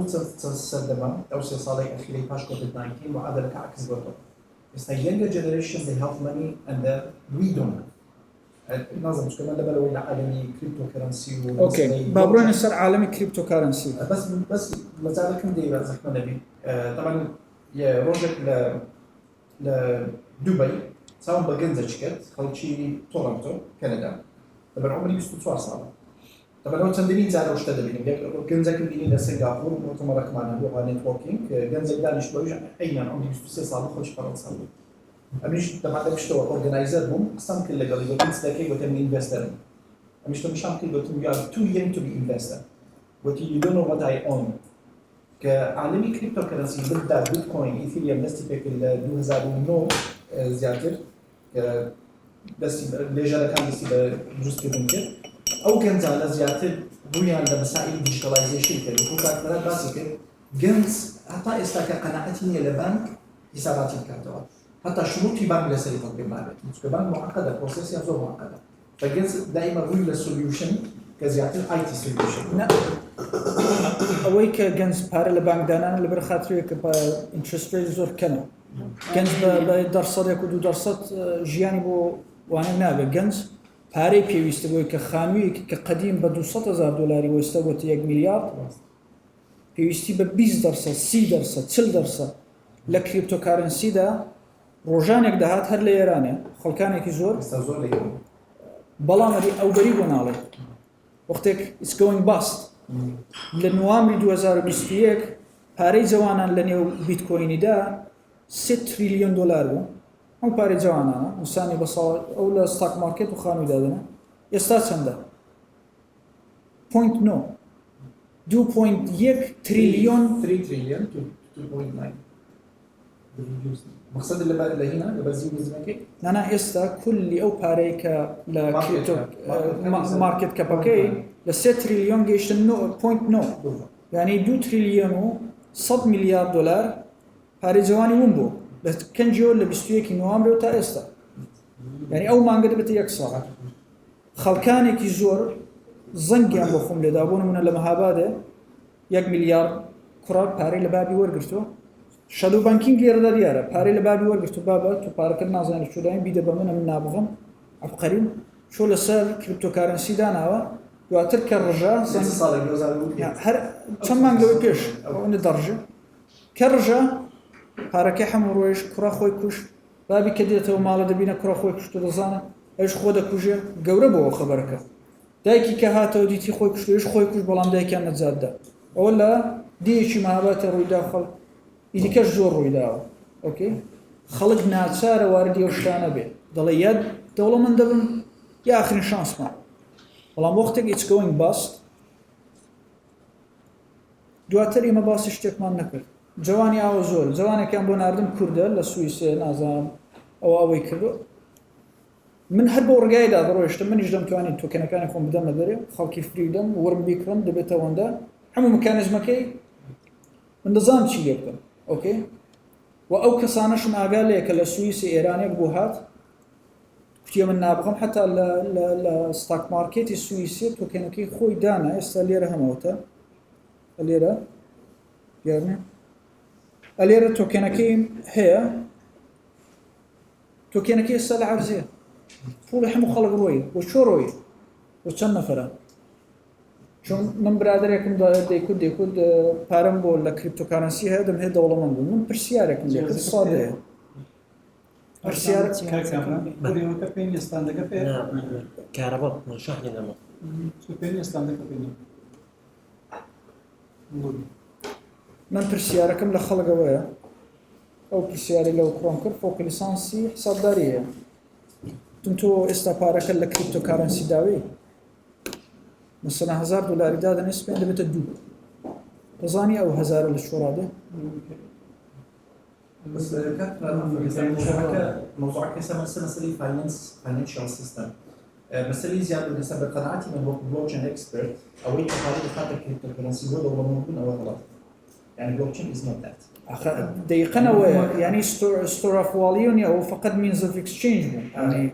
تماشى بعد بس لو عايز الزنا بس كمان لو غلطي مسألة بلوكشين بمسألة سيستم فاينانس ا فيوتشر اتس ا فيوتشر كونكشنەکە بۆ نمونەکاتێک ئێمە تەکنیکەڵ لە 2016 کە دەستم کرد بە بلۆکچین دیڤلۆپمنت تیمێکمان دانیشتوین کە ئیشەکەمان دەکرێت خۆت زانی ئیشی تەکنۆلۆژی کە داوای لە من دەکەی ئەو هاردوێر بە دروستکەم based on your requirement I will do it and give it to you and I don't care what you do with it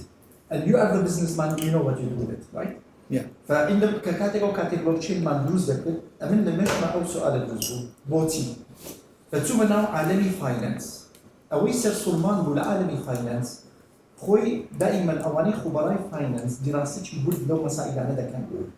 شلون بوتسونيان هبوا لمسائل بلوكشين بس هذا تمشي دوك جيزي كي دوك مايك ميلوني خبير شو زورواني كده دوسين الوالي فاينانس سوا مايك ميلوني دودانا مان هيك شو ها مايك ميلوني ذاتس وات مايك ميلوني يونايتد ستيتس كذا شيء زور دوسين مسائل فاينانس صوزك مسنوا بعمره استاذ بعمره حتى دوكيزي زو بعمره نا مايك ملوني هروي يوتيوب قناتك هي بالضبط كويس او باصي زيرو صراحه او انا كوكو خبير مالي كباسي ريفايفل ده كان لان فاينانس انا اشارتها هو كده فاينانس لبو خان دوا حتى لو 20 چەندین ئاماژەبۆی کرایە کە end of money چەندین کتابیش تاریخ کرا لەسەر شتانە لە کۆنشەوە کە end of money هاتووە لەبیر بەدیلەکەی چەندیتی بۆ نمونە ئەگەر ئەم وەکو کابرایشی خەبیر لە مەسائل بلۆکچین بڵێن کاکە بەدیلەکە بلۆکچینە ئەنداممان معیار لە بۆ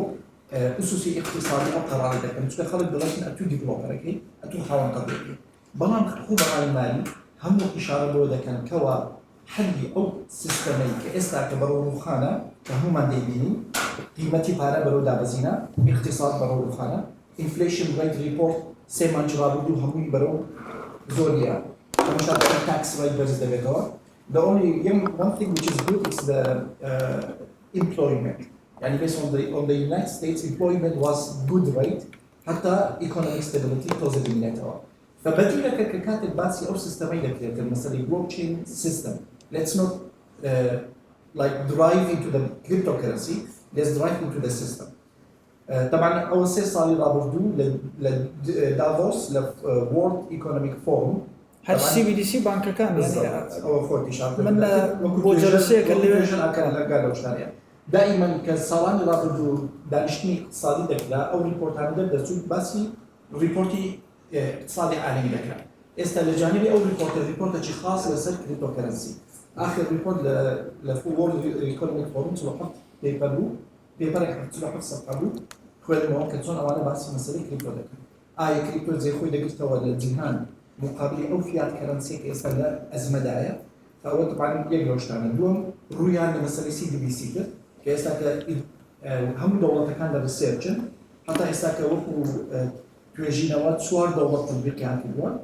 26 دولة لجير ريسيرشن مسألة CBDC أولين دولة السويد بوكا كردي السويد يقلواني أستراليا كده السويد يابانا فتقريبا 64 سنترال بانك مانيا هم يعني إستا كإجبانا CBDC بخلال قلبي دراسة وتطبيق بكريتي چونچی لو اگر بیت وجهه عالم بگوره وجهه عالم روی لدیجیتالایزیشن بکه بالاخص مثلا بلوکچین كده بتاع ريبليسمنت او دبته وجهه اقتصادي تازه بالذات لو مثلا فاينانس بورا نقطة كام هلا بيرسيا زور هلا وين أول CBDC كبنك مركزي السويد أولي بو كديكن حمو باري منش دعوة دكان أقام لحميان هي أوكي بلام CBDC ربطي ببلوك تشين CBDC هر وجوده كيما أكاونت مان هي للسويد بنك أوكي CBDC شتكي زور صادق بو فري خلق طلعت تو لبنكي ناوندي ورا حساب تبي هيك شيء بلوك تشين زور جودة مباسي بلوك تشين منكردو وعندش بلوك تشين مباسي دوش تنكر يك CBDC بلوك تشين CBDC it's a system central bank اوكي بلام بلوك كرنسي بلوك البنك المركزي وكو بنك مركزي ديجيتال فورم اوف ذا central bank CBDC مخفف في CBDC Central Bank Digital Currency اما already bank digital currency man है BDC man है और CBDC إذا باركم للسويد بانكي دانم للريكس بانكي دانم أوكي بو بانكي ناوندي طلع دي بصة للسرورة ناوستن إيوه commercial بانك كان بارا نادم قرز نادم من بخون ديدم طلع إيوه لاتشن من باركة بخون ديدم بلام سنترال بانك شتێکی نازانێ کەوا ئاسان زیادە کنترۆل کنترۆڵەکەی بەڵام ئەو باریش لەو بەری پلەیەکە کمەرشڵ بانکەکان وەکو JP مۆرگانەوانە ئەو باسان لا ناچن ئەوان هاتوون دەڵێ باشە لا مەچم ئێمە CBDCەکە بە through you ینی بە نێوان ئێوەدا دەیدەین بە خەڵکی بەڵام دەم هەیە ئەوەی بڵام کە ئێمە لەسەر یەک شتین بڵاکچین ئەگە بزانین بۆچی هاتوو بڵاکچین زۆر گەورەیە و مشکلاتێکی زۆر حەلەکە اوكي بلوكچین زۆر سادەیە خەڵک هەز دەکات زۆر تکنیکی بەڵام وانەیە ئێمە دەچین لێرە شت دەکرین پارەمان پێنیە لێ لە دەفتەرە قەرزەکەش نێومان دەنووسن شتەکە من سوالێکم هەبوو ئەگەر ڕۆژێکی بچینەوە ئەو کابرایە بڵێ زیاد 200,000 مەسەلەن دینار تۆ 1 ملیۆن دینار قەرزداری چۆن سابیتی دەکەی وانە بوو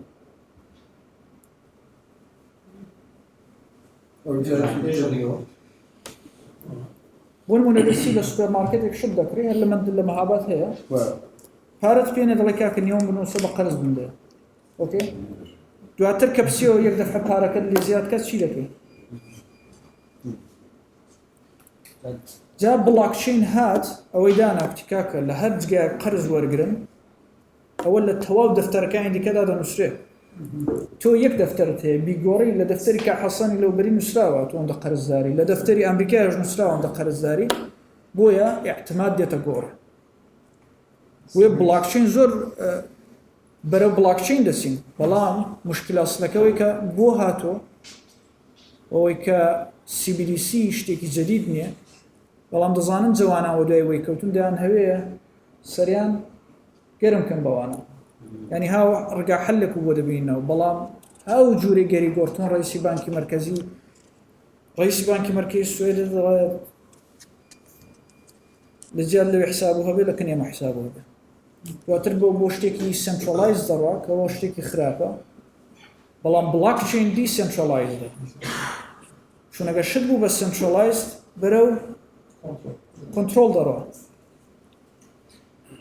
ئەگە هەموو لە بانکی ناوەندی پارەمان هەبێ ڕۆژێکی پێ خۆش بوو حسابی جەناب دەبەستێ. وەڵام من دەستان خۆش بێت هیوارە پێم خۆشە ئینشاڵڵا لە دەفەتێکی تر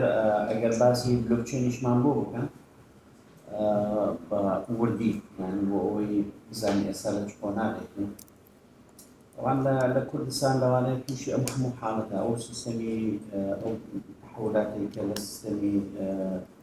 دارایی جیهاندا ڕووی داوە و لە مەسلەی پارە و لەوەی کە جەنابەت باسی کرد کاریگەری هەموو لەسەر هەمووی کوردستان ڕاستەوخۆ و ناڕاستەوخۆ. ئێمە ماوەیەک سیستەمێک دەرچوو پێیان دەبوو پالینۆر ئەو کاتی مۆدێلی ئەوە بوو ئەکاونتێک دەکەیەوە لە پارێک لە ناودادنین ئەم پارەیە سەتا ئەوەی کە جەنابەت باسی کرد لە جیاتیەوەی سەتا دوو سەتا سێ کە لە بانکەکان دەدەنێت بۆ سەتا هەژدە و سەتا بیست و سەتا سی و ئەو ڕقبەتێک کە دەدانەوێت زوو دەوڵەمەند بن وابزانم بەشێکی زۆر لە برادرانیشمان توش بوون. هەندێک پاریان ڕاکێشاوە هەندێک پاریان بە مەلایین دۆلار مەسەڵەن خەڵکی ئێمە زەرەریان کرد. دوای ئەوە ئێستا شتێکی تر هاتووە بە ناوی فۆرەکس، ئەویش پەیوەستە بە ئینڤست تا بەشی هێندەجا وەهمی دەردەچێت هەندەجا شتێکی ئەلکترۆنیک دروست دەکەن. ئەو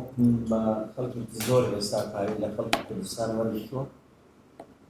بەو ناوانە، لەبەرەوەی یەک هیچ ناوەندێکی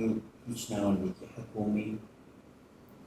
وازەحمان نییە کە بە خەڵک بڵێت کاکە ئەمە تەواو ئەمە تەواو نییە. ئەمەی کە ئێوە دەیبینن کاری لەسەر دەکەن زەمانەتە، ئەمە زەمانەت نییە. ئەمە لە سیستەمێکی عالەمی جێگای ئاعتیمادەوەی کە جەنابەت باس کرد ئەمە جێگای ئاعتیماد نییە. ئەمەیەکە کەلێکی شکالەکەمان جگە لەوەی کە مەفهوم و معریفەی دارایی لە لای خەڵکی ئێمە لە خەڵکی کوردستان بۆیە هەمیشە تووشی ئەو حاڵەتانە بووینەکە ئێستا دەستخۆشتان لێ دەکەم پرسیارێکی محەددم نییە سەبارەت بە بۆەوە، بەڵام ئەوەی کە وازح بۆ ئێمە لە کوردستان ئێستا بە سێ قۆناغی سەرەکی وەکو حکوومەت کارمان کردووە. حتمەن ئەم زاریانیانە بۆ ئێمە گرنگە بتوانین کار بەسەر بکەین. یەکەمیان دامەزراندنی بانکی نیشتیمان کە ئێمە هەموو قۆناغەکانمان تەواو کردووە 250 میلیارد دینارمان خستوەتە ناو ڕەسید وەکو حساب 25 کاشاوەی مڵکە ئەمە تەواو بووە، تقریبا دەکاتە 70 میلیۆن دلار 180 میلیۆن دلار ئەو سەرمایە. 90 بانقی حکومیمان هەیە هەمووی پێکەوە دەبەستین بە سیستەمی سویفتی جیهانی مربوط دەبێت، یعنی دەبێتە بەشێک لە سیستەمەکە دەتوانین یانی ئەم جۆرە کار بکەین. لە هەمان کاتیشدا ئێستا خەریکی پرۆسەیەکی ترن جیا لە پرۆسەی بانکی نیشتیمان. ئەم بانک خۆتەزانی ئیشی بانک شتێکی ترە، یعنی ئەم بە بانکی نیشتیمان دەبێتە بانکێکی ناوەندی هەرێمی کوردستان کاری تێدا دەکات، بەڵام سیفەتێکی تایبەت هەیە بۆی کە حکوومەت وەکو دەسەڵات ناتوانێت تەحەکوم بە هەموو شتێکی بکات وەکو بازار و جیهانی دراوە ئەوانی بەشێکی تیش پەیوەستە بە بەوەی کە ئەو CBDC کە ئێستا جەراتان باس ناکرد چۆن ئێستا کاری لەسەر دەکرێت بۆ کە ئێمە ئایا دەتوانین ئەو دیجیتال بانکینە دروست بکەین ئێستا خەریکە دروست دەکەین لەوانەیە ماوەیەکی کوردە ناڵێن 2 هەفتە 3 هەفتە لەوانەیە ماوەیەکی نزیکە ئێمە بتوانین شتێکی وا دروست بکەین کە خەڵک هەر بە ڕێگای ئەو سیستەمەوە پارەی کارەبا بدەن پارەی زەریبە بدەن پارەی ئەوەکان بدەن جۆرێک لە ئەوکرد سیستەمەکەمان تەواو بوو تقریبا الله خبرێکی خۆش ئەویش لەگەڵ هەندە طبعا مؤسساتی نێودەوڵەتیە خۆمان چونکە هەرم دەیوێت دەزانین پارەکە ئالوگۆڕ بکەین و بکەینی بیرخانەوە و لە چایخانەی مەچکۆ منە چایەکی پێ بەڵام بەتەکید ئێمە خەڵکی شارەزامان هەیە لە ناوخۆی کوردستان خەڵکی شارەزاشمان هەیە ببوورە تەنەوعیشی تێدا تەنەوعی پارەدانە مثلا بە چەند زۆر پارە بدرێ مثلا سیم کارت ئێستا لە زۆر جیان بە سیم کارتی دەدەن یا بە من ئێستا سیستەمەکە ناوەڕۆکەکەی ناتوانم باسی بکەم چونکە من تەفاسیلەکەی وردەکاری لەلای من بێت بەسەوەی کە من دەزانم ئەو وردەکاریانە لە ماوەیەکی نزیکدا باز دەکرێت یعنی ئەم دوو حاڵەتەمان هەیە بەڵام لە هەمووی گرنگتر واقعی کوردستان ئەوەیە ئێمە سەربەخۆیین واتە ڕەبتی ئێمە بە دنیای دەرەوەی دارایی بەڕێگای دەوڵەتێکی ناوەندیە ئەم دەوڵەتە ناوەندیە کێشە ئابوووریەکان کێشە سیاسیەکان هەموو شتێکی بەکاردێنە و هەموو شتێک محتەمەلە بڵێ بیرۆکەی بلوکچێن بۆ نمونە لێرە لەوانەیە نەوعاً ما حەلێک بەڵام ئێوە وەکو شارەزا دەبێت پێمان بڵێن چۆن دەتوانین احتیمالی ڕێگای دووەممان هەبێت ئەوە ڕێگای یەکەمە ڕێگای دووەمی ئێمە دەبێت چی بێت نەوتەکانمان دەفرۆشین ئێستا سبەی بە قاچاقی حساب دەکەن و لەسەر ئاسی نێودەوڵەتی و ناوخۆی وانە بەڵام نەوت ڕێگای خۆی دەبینی بەڵام پارەیەکە چۆن ڕێگای خۆی ببینیتەوە بۆ ئێمە ئەم خەڵکانەوە بکەین حەولی دیموگرافی و کۆمەڵشتی وە مەسەلەی کار و هەڵی کار کە ئێستا لە هەرێمی کوردستان هەیە بۆی کە کار بکەن و لەو دنیای دەرەوە ئێستا مەسەلەی سیستەمی ئەلکترۆنی بەڕاستی لە مامەڵەکردن لەگەڵ پارە لەوەی کە خەڵک ئێستا بتوانیت خامێر بۆ خۆی دروست بکات بەوانە جیاوازە من کاتی خۆی باسی نەوەتەکان دەکەم کاتی خۆی تاعین بوومە بەبێ ئەوەی ڕاستەوخۆ داوا بکەم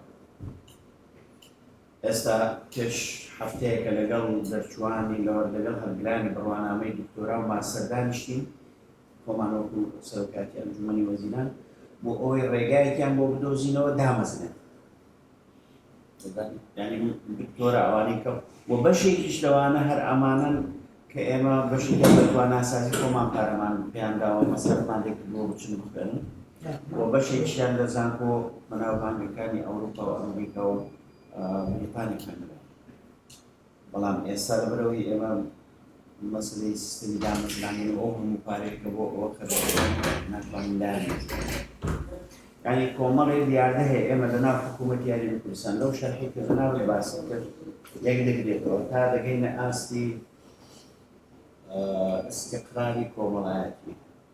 لە استقراری کۆمەڵایەتی دیموگرافیە کاکسێن تانگادارە زۆرترین دانیشتوان لە سلێمانیە دەرەجە دووە و لێر دێت دەرەجە سێ دووە دێت بەڵام زۆرترین قوتابی سەرەتایی لە 1 تا 12 لە 1 تا 12 لە دووەکە ئێستا ئەنجە بە دەرەجە دووە و لێر دێت ئەنجە بە دەرەجە سێ سلێمانی بۆ مانەیە ئێستا منداڵ لەوێ زۆرە بەژێ هەژاری زۆرە منداڵ لێرە کەمە بەژێ هەژاری کەمە بەڵام نسبەی گەنج لێرە زۆرە ناسەقانگیری سیاسی لێرە زۆر دەبێت بەڵام پاش ماوەیەکی تر ناسەقانگیری سیاسی عکس بۆیە ئەم دیراساتەی ئەکادێمی بە تەسەووریونەوەی کە جەنابتان ئێستا باسی دەکەن برادەران لێرە باسی دەکەن لەوانەیە لە دەرفەتێکی تر بتوانین مناقشەیەکی جددیتری بەسەر بکەین ئێمە مەشاکلی خۆمان تەرح بکەین ئێوەش وەکو شارەزا و خوبارا پێمان بڵێن چی دەکەین بۆ داهاتوو ئەمە بە تەخاڵێکی وەرچە زۆر سپاسیش پێخۆش تەمەتەڕەم کرد بۆ زانیاریانەی کە پێشکەش کرد و هیوای سەرکردن زۆر سپاس بۆ جەنابش من پرسیارێکم هەبوو لەسەری زیندان بەو بابەتێکە تو باسیت کرد ینی کەواتە ئەو کۆچێکی ئێستا ئیمە دەکەن گەنجەکان بە پێچەوانەوە بە قازانجیان ناشکێتەوە چونکە تو بتێت مستەقبەلی کوردستان زۆر باشتر دەبێت ئێرە مەجای کار هەیە لە ئەوروپا هۆتێلەکان کراون شوێنەکان کراون هیچ شتێک نەماوە بیکە بەس لە کوردستان ماوە ئەی بۆ وا کراوە ئەوەش جۆرە سیاستێکە کە گەنجەکانی ئێمە بڕۆن بۆ وێ چونکە ئەوان پێویستیان بە جیلی نوێیە و لەوێ زەرەر دەکەن کەواتە ئەگە بۆ حاڵی بێ ئێمە لێرە پێویستیمان زیاتر پێیان هەیە وەنیە ڕاستە پرسیارێکی جوانە ئەو شومپیتەر جوابی و سوالی داوەتەوە 1934 لە کتێبێکی خۆیدا دەڵێ ئێمە پێویستیمان بە سیستمی بانکینگ هەیە بۆ چونەوان چی پێڵێن پۆرچێسینگ پاوەر ئۆکەی توانای خەرید توانای کڕین ساز دەکەن نەگەوانەی کە هەن چون ئانترپرنۆرێک کە دەی هەیە بێ بۆ نمونە هۆتێلێکی سازکەوە خەڵکدا مەزرێنێ پێویستی بە فاندە جا لەوێدا کەسێ قسێکی جوان دەکا ئازانم چەند بارم بکتۆ دەڵێ ئەگەر تۆ ئانترپرنۆری دەتەوێت کار سازکەی و شغل سازکەی ئەگەر جامعەکە جوورێک بوو کە تۆ چووی لە دەرکی دەوڵەمەندانتدا بۆ فاینانسینگی شەکەت ئەوێ شوێنێکی خۆش نە بۆ ژیان ئەوە ئیشی بانکە وەنما کەسێک دێ هۆتێلێک سازکە دێ بچێت لە دەرکی بانکدا ئەو پارەیە بداتێ خەڵکدا دەمەزرێ یعنی ئێستا کوردستان هەلی هەموو شتێکەیە بەڵام سیستمی بانکێکەی ینی لە سەرەتای ڕێگەیەتی و ئەو بانکی نیشتمانە بۆ من وەک سەر بەخۆی کوردستانەوە زۆر خەبەرێکی گەورەیە و ئەگەر دەست پێ بکە و ئەو سیبیلیسیوان سیبیلیسیەت بۆ کوردستان دەبێت نەک بۆ سوێت سیبیلیسی بۆ کوردستان دەبێت چۆن دەلایلی زۆرە بۆ کوردستان دەبێت خەبەرێکی خۆشە و هیوادارم ئەو معلوماتی کە بۆمان دەبووی کاتێککە بەفەرمیە ڕدەگەن ئاگەکە بەس باوتێکی کەش ئەو شاد و بانکەی کە گوتت لە کوردستان بە چ شێوەیەک دەبێت ئەگەر هەیە یا ئەگەر دروست ببێت چۆن دەبێت ئەوە هەر سەرێک بانکان بەڵام بە سیستمی بانکی دنیا وصل بە شەدۆ بانکینگ ینی global funding of local lending دەچێ بۆ نمونە تۆ لێرە هەولێ هۆتێلێکی ساز دەکەی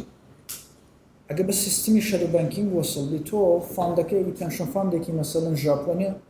پارەی وانە یا کەسێکی ئەڵمانێ لە گلۆبل فاندینگدا بانکەکانی هەرێم دێن ئەو پۆڵانە ڕەوانەی ئێرە دەکەن ئەو پێڵەن شەدۆ بانکینگ بۆ شێوەیە دیسان پێویستمان بە بانکینگێکی بەقووەتەوە قوربان من خۆش بووم ئەگەر ئەگەر عەجەلە هەیە فەرموویت کە من چونکە ئەوە یەکترم هەیە ئەگەنا پێم خۆش وەڵا زیاتر دەگەشتانیشن یەکتر دەبینیەوە هەروە